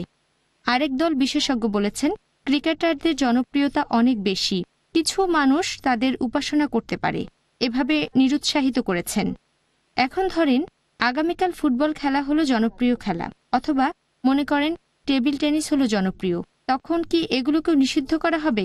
তাহলে খেলাধুলা শেষ হয়ে যাবে। আপনার উত্তরটা জানতে চাচ্ছি। বোন, আপনি প্রশ্ন করলেন যে দুই দল বিশেষজ্ঞ, একদল বলেন ক্রিকেট খেলা হারাম, একটা হাদিসে আছে যে তোমরা পাথর ছুঁড়ে খেলা করো না, এভাবে ধরলে অন্যান্য খেলাধুলাও নিষিদ্ধ হয়ে যাবে। আরেক দল বিশেষজ্ঞ বলেন যে সাধারণ মানুষেরা এই ক্রিকেট খেলোয়াড়দের দেখে নায়ক হিসেবে, রোল মডেল হিসেবে দেখে, সেটা হয়ে যায় অনেকটা উপাসনার মতো, তাই এটা হারাম। আর ভবিষ্যতে অন্য কোনো খেলা জনপ্রিয় হতে পারে, যেমন ধরেন ফুটবল, তখন কি বলবেন যে এই ফুটবল খেলাও হারাম? বোন, এখানে আমি যদি সেই হাদিসটার কথা বলি, বিশেষজ্ঞরা যেটার কথা বলেছেন, একটা হাদিস বলছে যে তোমরা পাথর ছোঁড়ার মতো কোনো খেলাধুলা করো না। এই হাদিসটা আমার জানা মতো অন্য কোনো খেলার ব্যাপারে প্রয়োগ করা যায় না। ক্রিকেটের সাথে মেলানো যেতে পারে, তবে 100% না। মেলানো যেতে পারে, বলকে পাথর হিসেবে ধরা নিয়ে মতভেদ থাকতে পারে। ব্যক্তিগতভাবে আমার উত্তর আমি জানি না, বলছি না যে নিশ্চিতভাবে এই হাদিসের ভিত্তিতে বলা যায় ক্রিকেট খেলা হারাম। আমি সেই বিশেষজ্ঞের সাথে একমত নয় যারা বলেছেন যে এই হাদিসের ভিত্তিতে ক্রিকেট খেলাকে নিষিদ্ধ করা যেতে পারে। কারো মনে যদি কোনো সংশয় থাকে আর ক্রিকেট না খেলে আলহামদুলিল্লাহ, তবে হাদিসটা যে 100% মিলে যাচ্ছে আমি এরকম কথা বলবো না। কিছু বিশেষজ্ঞ ব্যাপারটাকে এইভাবে দেখার চেষ্টা করেছেন। বিশেষজ্ঞগণের দ্বিতীয় যে দলটা, আমি এরকম কোনো বিশেষজ্ঞের নাম জানি না যিনি ক্রিকেটকে হারাম বলেছেন, কারণ সাধারণ মানুষেরা অনেক সময় খেলোয়াড়দের উপাসনাই করে। আমি এরকম কোনো বিশেষজ্ঞকে চিনি না। অবশ্য ফতোয়া খুঁজতে চাইলে আপনারা অনেক পাবেন। প্রথম দল, হ্যাঁ, কিছু বিশেষজ্ঞকে চিনি যারা এরকম বলেন। তবে দ্বিতীয় দল যারা বলেন যে ক্রিকেট খেলা হারাম কারণ মানুষ খেলোয়াড়দের তখন খুব পছন্দ করে বসে, এটা সম্পূর্ণ ভুল। আমি এটার সঙ্গে একমত নই। মানুষ একজন দায়ীকেও পছন্দ করতে পারে। মানুষ আমাদের নবী সাল্লাল্লাহু আলাইহি ওয়াসাল্লামকে পছন্দ করতে পারে। পৃথিবীতে মানুষের সবচেয়ে বেশি ভালোবাসা পেয়েছেন মুহাম্মদ সাল্লাল্লাহু আলাইহি ওয়াসাল্লাম। তাহলে কি আপনারা বলবেন নবী রাসূল হওয়া হারাম? মানুষ দায়ীকেও পছন্দ করতে পারে। আমি শেখ দিদাতকে শ্রদ্ধা করি, তাকে ভালোবাসি। তার মানে এই না যে ইসলামিক লেকচার দেয়াটা হচ্ছে হারাম। তাহলে দ্বিতীয় যুক্তিটা পুরোপুরি ভুল, আমি এটার সাথে একমত না। আপনি একজন মানুষকে পছন্দ করতে পারেন, ভালোবাসেন, শ্রদ্ধা করেন, তবে তার কারণটা হবে ইসলামিক, অথবা হারাম কিছু নয়। হয়তো সরাসরি ইসলামিক না, তবে হারাম নয়, এরকম হলে সমস্যা নেই। পছন্দ করতে পারেন গণিতজ্ঞকে, আর সেটা যেন শিরক না হয়। যদি সেটা শিরক হয়ে যায় তাহলে যে কাজটা করছে সে দায়ী। একজন লোক ধরেন বিখ্যাত কাউকে পছন্দ করে, হতে পারে কোনো ব্যবসায়ীকে অথবা কোনো ক্রিকেটারকে, হতে পারে একজন ফুটবল খেলোয়াড়কে বা দায়ীকে অথবা রাসূল। যদি পছন্দের মাত্রাটা বেড়ে গিয়ে শিরকে চলে যায় তাহলে সেটা হারাম। তবে এটা বলবেন না যে ইসলামিক লেকচার দেয়া হারাম, নাউজুবিল্লাহ, নবী রাসূল হওয়াটা হারাম। এখানে দায়টা পড়বে যে কাজটা করছে তার উপরে, খেলার উপরে না। এই দ্বিতীয় দলের বিশেষজ্ঞ আমি এরকম কাউকে চিনি না, আপনি কোত্থেকে পেয়েছেন আমি জানি না, তবে নিশ্চিতভাবে আমি দ্বিতীয় যুক্তিটার সাথে মোটেও একমত নই। এখন ক্রিকেট খেলার ব্যাপারে আমার ব্যক্তিগত কিছু মতামত আছে। এগুলো আমার ব্যক্তিগত মতামত, হয়তো শরিয়ার অংশ নয়। আমি একটা জিনিস পছন্দ করতে পারি, নাও করতে পারি। যদি ব্যক্তিগত মতামত জানতে চান, আমি ক্রিকেট খেলার পক্ষে নই। সেজন্য আমার স্কুল, ইসলামিক ইন্টারন্যাশনাল স্কুল, আমাদের স্কুলের নিয়ম অনুযায়ী ক্রিকেট খেলা হারাম। ইসলাম ধর্মে না, আমাদের স্কুলে। কেন সেটা পরে বলছি। যেমন ধরেন আমাদের ইসলামিক ইন্টারন্যাশনাল স্কুলে ছাই রঙা আর গাঢ় নীল পোশাক পরাটা ফরজ। এটা ইসলাম ধর্মে ফরজ না, এটা ফরজ আইআইএসে। ফরজ মানে বাধ্যতামূলক। লোক মনে করে ফরজ মানে শুধু ইসলামিক কিছু। আমাদের স্কুলটা অবশ্যই ইসলামিক, তবে স্কুলের পোশাক পরাটা হচ্ছে বাধ্যতামূলক। ছাই রঙা আর গাঢ় নীল পোশাক পরা বাধ্যতামূলক। তবে বাইরে কোনো সমস্যা নেই। স্কুলে আমি ক্রিকেট খেলাকে নিষিদ্ধ করেছি। কেন? নিজস্ব কিছু কারণে। আমার মতে ক্রিকেট হচ্ছে সময়ের অপচয়। এই খেলায় আমরা দেখি 22 জন লোক খেলছে আর 22 মিলিয়ন দেখছে। আগে এই খেলাটা হতো 5 দিনের, 5 দিন শেষে ফলাফল ড্র।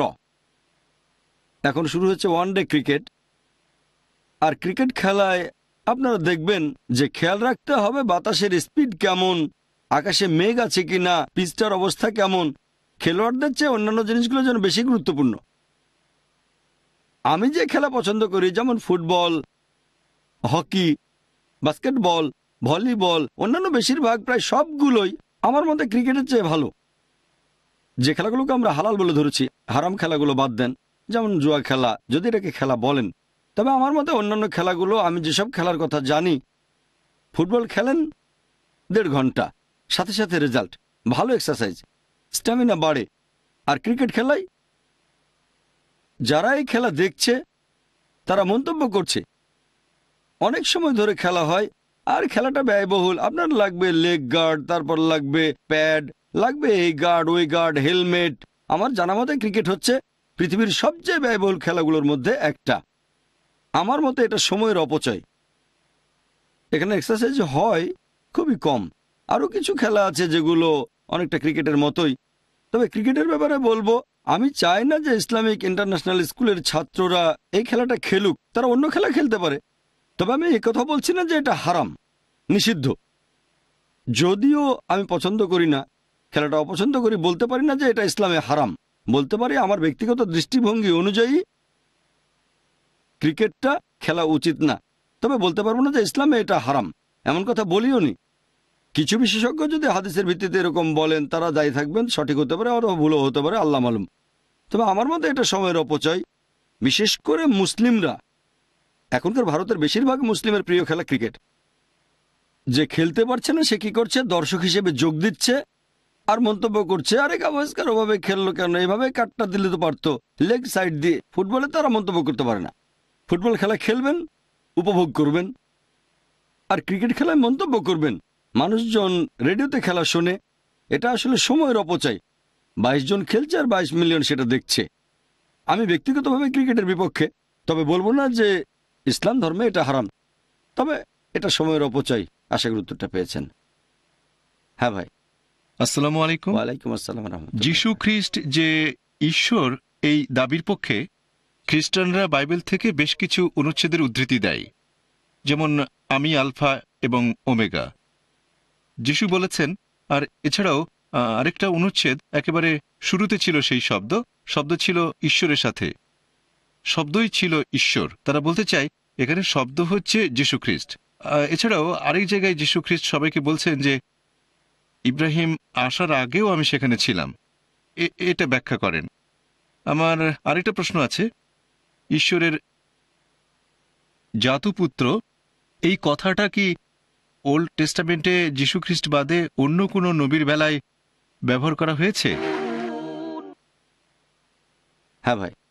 আসসালামু আলাইকুম। ওয়ালাইকুম আসসালাম রহমতুল্লাহ। যীশু খ্রিস্ট যে ঈশ্বর, এই দাবির পক্ষে খ্রিস্টানরা বাইবেল থেকে বেশ কিছু অনুচ্ছেদের উদ্ধৃতি দেয়, যেমন আমি আলফা এবং ওমেগা, যিশু বলেছেন।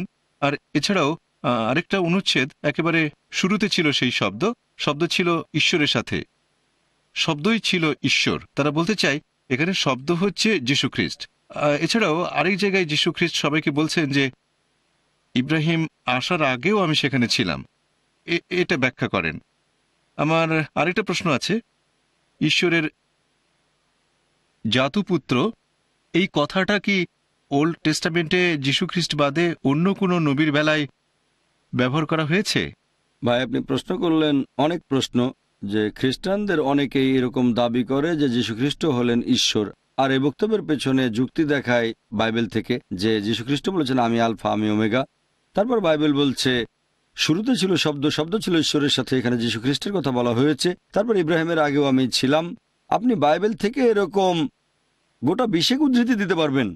এখন তিনটার কথা বললেন। এছাড়াও আরেকটা প্রশ্ন আছে যে যীশুখ্রিস্ট বাদে অন্য কোনো নবীর বেলায় জাতপুত্র শব্দটা ব্যবহৃত হয়েছে কিনা। এই সবগুলোর উত্তরের জন্য আমার লেকচার দেখতে পারেন, খ্রিস্টান ধর্ম এবং ইসলামের মধ্যে সাদৃশ্য। লেকচারটা পাবেন ইংরেজিতে, উর্দুতেও পাবেন, কয়েকদিন আগে পুনাতে করেছি। আর আপনার এই প্রশ্নগুলো সেখানে দর্শকরা আমাকে করেছিল, সেখানে বিস্তারিত বলেছিলাম, এখানে সংক্ষেপে বলছি। খ্রিস্টানরা অনেকেই এরকম দাবি করে থাকে যীশুখ্রিস্ট বলেছেন যে আমি আলফা এবং ওমেগা। এই কথাটা আছে বাইবেলের নিউ টেস্টামেন্টে, বুক অব রেভেলেশন অধ্যায় নম্বর 1 অনুচ্ছেদ 11। যিশু বলেছেন যে আমি আলফা এবং ওমেগা। এটার ভিত্তিতে খ্রিস্টানরা বলে যে দেখেন যিশুই আলফা এবং ওমেগা। আলফা ওমেগার মানেটা কি? তারা বলে যে এর মানেটা হচ্ছে আমি শুরু আমি শেষ। এখন এই কথাটার মানে যদি হয় আমি শুরু আমি শেষ, আর আমরা এটা সবাই জানি যে যীশুখ্রিস্ট বা ঈসা আলাইহিস সালাম জন্মেছিলেন একটা আস্থা বলে, তিনি শুরুতে ছিলেন না, তার আগে মানুষ ছিল। যদি বলেন শুরু মানে যীশুখ্রিস্ট বা ঈসা আলাইহিস সালাম হলেন ঈশ্বর, এই যুক্তিটা অবশ্যই ভুল। কেউ যদি বলে আমি আলফা আমি ওমেগা আর এভাবে বলতে চায় যিশু নিজেকে ঈশ্বর বলেছেন, এই কথাগুলো দিয়ে আপনারা দেখবেন প্রত্যেক নবী রাসূলকে আল্লাহ এই পৃথিবীতে প্রেরণ করেছেন। তাহলে সেই সময়ে যিশু আলফা ওমেগা হলে আমাদের কোনো সমস্যা নেই। যদি আমাকে ব্যাখ্যা করতে বলেন আলফা আর ওমেগা দিয়ে ঈশ্বরকে বোঝানো হয়েছে, এই যুক্তিটা পুরোপুরি ভুল। কারণ যীশু খ্রিস্টের আগে এসেছেন অনেক মানুষ, অনেক নবী রাসূল, যেমন মুসা আলাইহিস সালাম, নূহ আলাইহিস সালাম, তারপর ছিলেন আদম আলাইহিস সালাম, অন্য মানুষও ছিল। যীশু খ্রিস্টের মা তার আগে ছিলেন, তাহলে নিশ্চিতভাবে তিনি শুরু আর শেষ নন। তবে যদি এটাকে বলেন আইন হিসেবে মেনে চলেন যে তিনি শুরু এবং শেষ, সেই সময়টাতে আমার কোনো সমস্যা নেই। আল্লাহ যখনই কোনো নবী রাসূল পাঠিয়েছেন সেই সময়ে সেই নবী ছিলেন আল্লাহ সুবহানাহু ওয়া তাআলার দ্বীনের ব্যাপারে শুরু এবং শেষ, মানুষের মধ্যে সর্বোচ্চ আসনে। এভাবে যদি বলেন তিনি শুরু এবং শেষ, তাহলে আমার কোনো সমস্যা নেই। তবে এটা দিয়ে তাকে ঈশ্বর বলা সম্পূর্ণ ভুল। এক্ষেত্রে তিনি শুরু আর শেষ বা আলফা ওমেগা নন। কোরআনের আয়াতে আছে আল্লাহর একটা বৈশিষ্ট্য, আর আমরা জানি আল্লাহ সুবহানাহু ওয়া তাআলার আগে কেউ ছিল না, আল্লাহ সুবহানাহু ওয়া তাআলার পরেও কেউ থাকবে না। তারা কোরআনের আয়াতের সাথে বাইবেলকে মেলাতে চেয়েছে। যদি পুরো অর্থটা মেলাতে চান তাহলে দেখবেন সেটা ভুল। তবে রাসূল বলতে আমাদের কোনো আপত্তি নেই, আল্লাহ প্রেরিত রাসূল। দ্বিতীয় যে অনুচ্ছেদটা সেটা আছে গসপেল অফ জনে অধ্যায় নম্বর 1 অনুচ্ছেদ 1। বলা হয়েছে যে একেবারে শুরুতে ছিল শব্দ, শব্দ ছিল ঈশ্বরের সাথে, আর শব্দই ছিল ঈশ্বর। একেবারে প্রথমে শুরুতে শব্দটা ছিল, শব্দ ছিল ঈশ্বরের সাথে, আর শব্দই ছিল ঈশ্বর। খ্রিস্টানরা বলে এখানে শব্দ বলতে বোঝানো হয়েছে যীশুখ্রিস্ট বা ঈসা আলাইহিস সালামকে, আর শব্দই ছিল ঈশ্বর। তাহলে শব্দই ছিল ঈশ্বর। ধরুন আমি তর্কের খাতিরে কথাটা মেনে নিলাম যে শব্দই ঈশ্বর, যিশু ঈশ্বর, যেখানে লেখা আছে শব্দ সেটাকে বানান ঈশ্বর।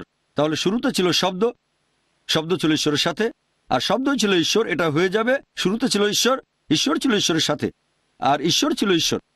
শুরুতে ছিল শব্দ, শব্দ ছিল ঈশ্বরের সাথে, আর শব্দই ছিল ঈশ্বর। হবে শুরুতে ছিল ঈশ্বর, ঈশ্বর ছিল ঈশ্বরের সাথে, আর ঈশ্বর ছিল ঈশ্বর। তার মানে কি দুজন ঈশ্বর? তারা বলবেন না। আপনি যদি ইতিহাসের বিভিন্ন বই মনোযোগ দিয়ে বিশ্লেষণ করেন, তারা বলে যে একজন ইহুদি যার নাম ফিলো, তিনি প্রথম বাইবেলের ধারণাটা লিপিবদ্ধ করেন। অনুচ্ছেদ 1 বলা হয়েছে যে জন এই অনুচ্ছেদটা লেখেননি, আর সেই সময়ে এটা যীশু খ্রিস্টকে বোঝানো হয়নি। আপনারা যদি একটু মনোযোগ দিয়ে দেখেন যে শুরুতে ছিল শব্দ, শব্দ ছিল ঈশ্বরের সাথে। প্রথম যে ঈশ্বর সেটার গ্রিক শব্দ হোথিয়স, অর্থাৎ এক ঈশ্বর। একেবারে শুরুতে ছিল শব্দ, শব্দ ছিল ঈশ্বরের সাথে, এই ঈশ্বর হোথিয়স, আর শব্দই ছিল ঈশ্বর, দ্বিতীয় ঈশ্বর, এটার গ্রিক টন্থিয়স। বাইবেলের নিউ টেস্টামেন্টের মূল পাণ্ডুলিপি পাওয়া গেছে গ্রিক আর অ্যারামাইক ভাষায়। একেবারে শুরুতে ছিল শব্দ, শব্দ ছিল ঈশ্বরের সাথে, এটার গ্রিক হোথিয়স, ইংরেজিতে বড় হাতের জি, আর শব্দ ছিল ঈশ্বর, দ্বিতীয়বারে এটা ছোট হাতের জি দিয়ে গড, যার মানে গ্রিক টন্থিয়স। তার মানে ঈশ্বর প্রেরিত দূত, আল্লাহর রাসূল। তবে ইংরেজি বাইবেলে দেখবেন তারা দুই জায়গাতে বড় হাতের জি বসিয়েছে। যদি কথাটা মেনে নেন, শুরুতে ছিল শব্দ,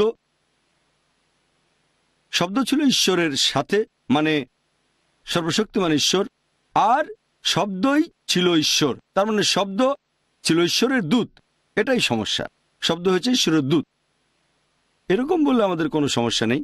মানুষ যেহেতু মূল পাণ্ডুলিপি সম্পর্কে জানে না, তাই তারা মানুষকে এভাবে বোকা বানায়। তৃতীয় যে উদ্ধৃতি, এটাও আপনারা পাবেন গসপেল অফ জনে অধ্যায় নম্বর 8 অনুচ্ছেদ 58। আর এখানে বলা হয়েছে যীশুখ্রিস্ট বা ঈসা আলাইহিস সালাম বলেছেন যে ইব্রাহিমের আগেও আমি ছিলাম। আরেকটা অনুচ্ছেদ বলছে যে আমি যা ঠিক তাই। তাহলে এখানে বলা হয়েছে যে ইব্রাহিমের আগেও আমি ছিলাম, ইব্রাহিমের আগে যিশু ছিলেন, আর আমি, এই শব্দটা দিয়ে ঈশ্বরকে বোঝানো হয়। যখন মুসা আলাইহিস সালাম আল্লাহর বাণী নিয়ে গেলেন মিশরের ফেরাউনের কাছে, আল্লাহ মুসাকে বলেছিলেন তুমি তাদের বলো যে আমি তোমাকে পাঠিয়েছি। আমি দিয়ে অনেক জায়গায় বোঝানো হয়েছে ঈশ্বরকে। তাহলে আপনারা দেখবেন যদি মেনে নেই এখানে আমি দিয়ে ঈশ্বরকে বোঝানো হয়েছে, ইব্রাহিমের আগেও আল্লাহ ছিলেন, সমস্যা কোথায়? আমাদের কোনো আপত্তি নেই, ইব্রাহিমের আগেও আল্লাহ ছিলেন, আমরাও একমত। তারা যেটা করে আমি বলতে ঈশ্বরকে বোঝাই, তাতে কোনো সমস্যা নেই। ইব্রাহিমের আগে আল্লাহ ছিলেন, আমরাও সেটা মানি। তবে তারা এখানে বলছে ইব্রাহিমের আগে ছিলেন যিশু বা ঈসা আলাইহিস সালাম। যদি এভাবে বলেন যে ইব্রাহিমের আগেও যীশু খ্রিস্ট ছিলেন, আমরা মানি, কারণ আমাদের স্রষ্টা আল্লাহ সুবহানাহু ওয়া তাআলা সব জানেন, সবাই তার জ্ঞানের ভেতরে, এমনকি বাইবেলের এই অনুচ্ছেদটাও। এই পৃথিবীতে যখন মানুষ জাতি পা রাখেনি, তারও আগে আল্লাহ তাআলা প্ল্যান করেছেন, আর আল্লাহ তাআলা যীশু খ্রিস্টকে উদ্দেশ্য করে বলেছেন তোমার জন্মের আগের সবকিছু আমি জানি, তুমি মায়ের গর্ভে থাকা অবস্থাতেই আমি তোমাকে দূত হিসেবে মনোনীত করেছি। যদি বলেন ইব্রাহিমের আগে আল্লাহ ছিলেন, কোনো সমস্যা নেই। যদি বলেন ইব্রাহিমের আগে যীশু খ্রিস্ট ছিলেন, তাহলেও কোনো সমস্যা নেই। আল্লাহ সুবহানাহু ওয়া তাআলার প্ল্যানিং এর মধ্যে যীশু খ্রিস্ট বা ঈসা আলাইহিস সালাম সবসময় ছিলেন, শুরু থেকেই। এভাবে উত্তর দিতে পারেন। বিস্তারিত জানতে আমার লেকচার দেখেন বা আমাদের ওয়েবসাইটে যান। এবার আপনার দ্বিতীয় প্রশ্নটা, যে যীশু খ্রিস্ট বাদে অন্য কোনো নবী রাসূলকে ঈশ্বরের জাতপুত্র বলা হয়েছে কি না। এরকম অনেক অনুচ্ছেদ পাবেন আপনারা বাইবেলের ওল্ড টেস্টামেন্ট আর নিউ টেস্টামেন্টে, সেখানে নবী রাসূলদেরকে সম্বোধন করা হয়েছে ঈশ্বরের পুত্র বলে। আদম ছিলেন ঈশ্বরের পুত্র, ইব্রাহিম ছিলেন ঈশ্বরের পুত্র, ইসরায়েল ছিলেন প্রথম পুত্র। এরকম প্রথম, জাতপুত্র, বিভিন্ন বিশ্লেষণ। তবে বাইবেলের একটা অংশের উদ্ধৃতি দিয়ে খ্রিস্টান মিশনারিরা বলতে চায়, গসপেল অফ জন অধ্যায় 3 অনুচ্ছেদ 16 বলা হয়েছে ঈশ্বর জগৎকে এতই ভালোবাসেন যে তিনি তার একমাত্র জাতপুত্রকে দান করলেন, যে এই পুত্রের উপর বিশ্বাস আনবে সে কখনো বিনষ্ট হবে না, চিরস্থায়ী জীবন পাবে। বাইবেলের এই কথাগুলো এভাবে কিং জেমস ভার্সনে পাবেন, কিন্তু যদি রিভাইজড স্ট্যান্ডার্ড ভার্সন পড়েন, সম্পাদনা করেছেন 32 জন উচ্চপদস্থ খ্রিস্টান বিশেষজ্ঞ, যাদের পেছনে আছে খ্রিস্টান ধর্মের 50টা উপদল। সর্বোচ্চ পদের 32 জন খ্রিস্টান বিশেষজ্ঞ স্বীকৃতি দিয়েছেন 50টা আলাদা খ্রিস্টান উপদল। তারা বলেছেন কিং জেমস ভার্সনের এই জাত শব্দটা পরে সংযুক্ত করা হয়েছে, রং চড়ানো হয়েছে, বিকৃত করা হয়েছে, শব্দটাকে বাইবেল থেকে বাদ দেওয়া হয়েছে। তাদের মতে এটা পরবর্তীতে বানানো হয়েছে। কারা বলেছে? খ্রিস্টান বিশেষজ্ঞ। রিভাইজড স্ট্যান্ডার্ড ভার্সনের জাত শব্দটা নেই। এই জাত শব্দটার মানে কি যদি জিজ্ঞেস করেন কোনো খ্রিস্টানকে, সে আপনাকে বলবে অনেকটা ঈশ্বরের পাশাপাশি অবস্থান। এই জাত শব্দটা নিচু শ্রেণীর প্রাণীর একটা বৈশিষ্ট্য, আল্লাহর উপর এটা আরোপ করা যাবে না। আর পবিত্রকরণ বলছে সূরা ইখলাস অধ্যায় 112 আয়াত নাম্বার 3, তিনি জন্ম নেননি, কাউকে জন্ম দেননি। কোরআনে এরকম আরো আছে। আমরা এটা মানি না যে আল্লাহর কোনো জাতপুত্র থাকতে পারে, তিনি জন্ম দেননি। আশা করি উত্তরটা পেয়েছেন। ওয়া আখিরু দাওয়ানা আলহামদুলিল্লাহি রাব্বিল আলামিন। يا رب إنك أنت السلام منك السلام إليك السلام فيا رب إنك أنت السلام منك السلام إليك السلام لأمرك يرجع أمر الأنام بين يديك قلوب الأنام لأمرك يرجع أمر الأنام بين يديك قلوب الأنام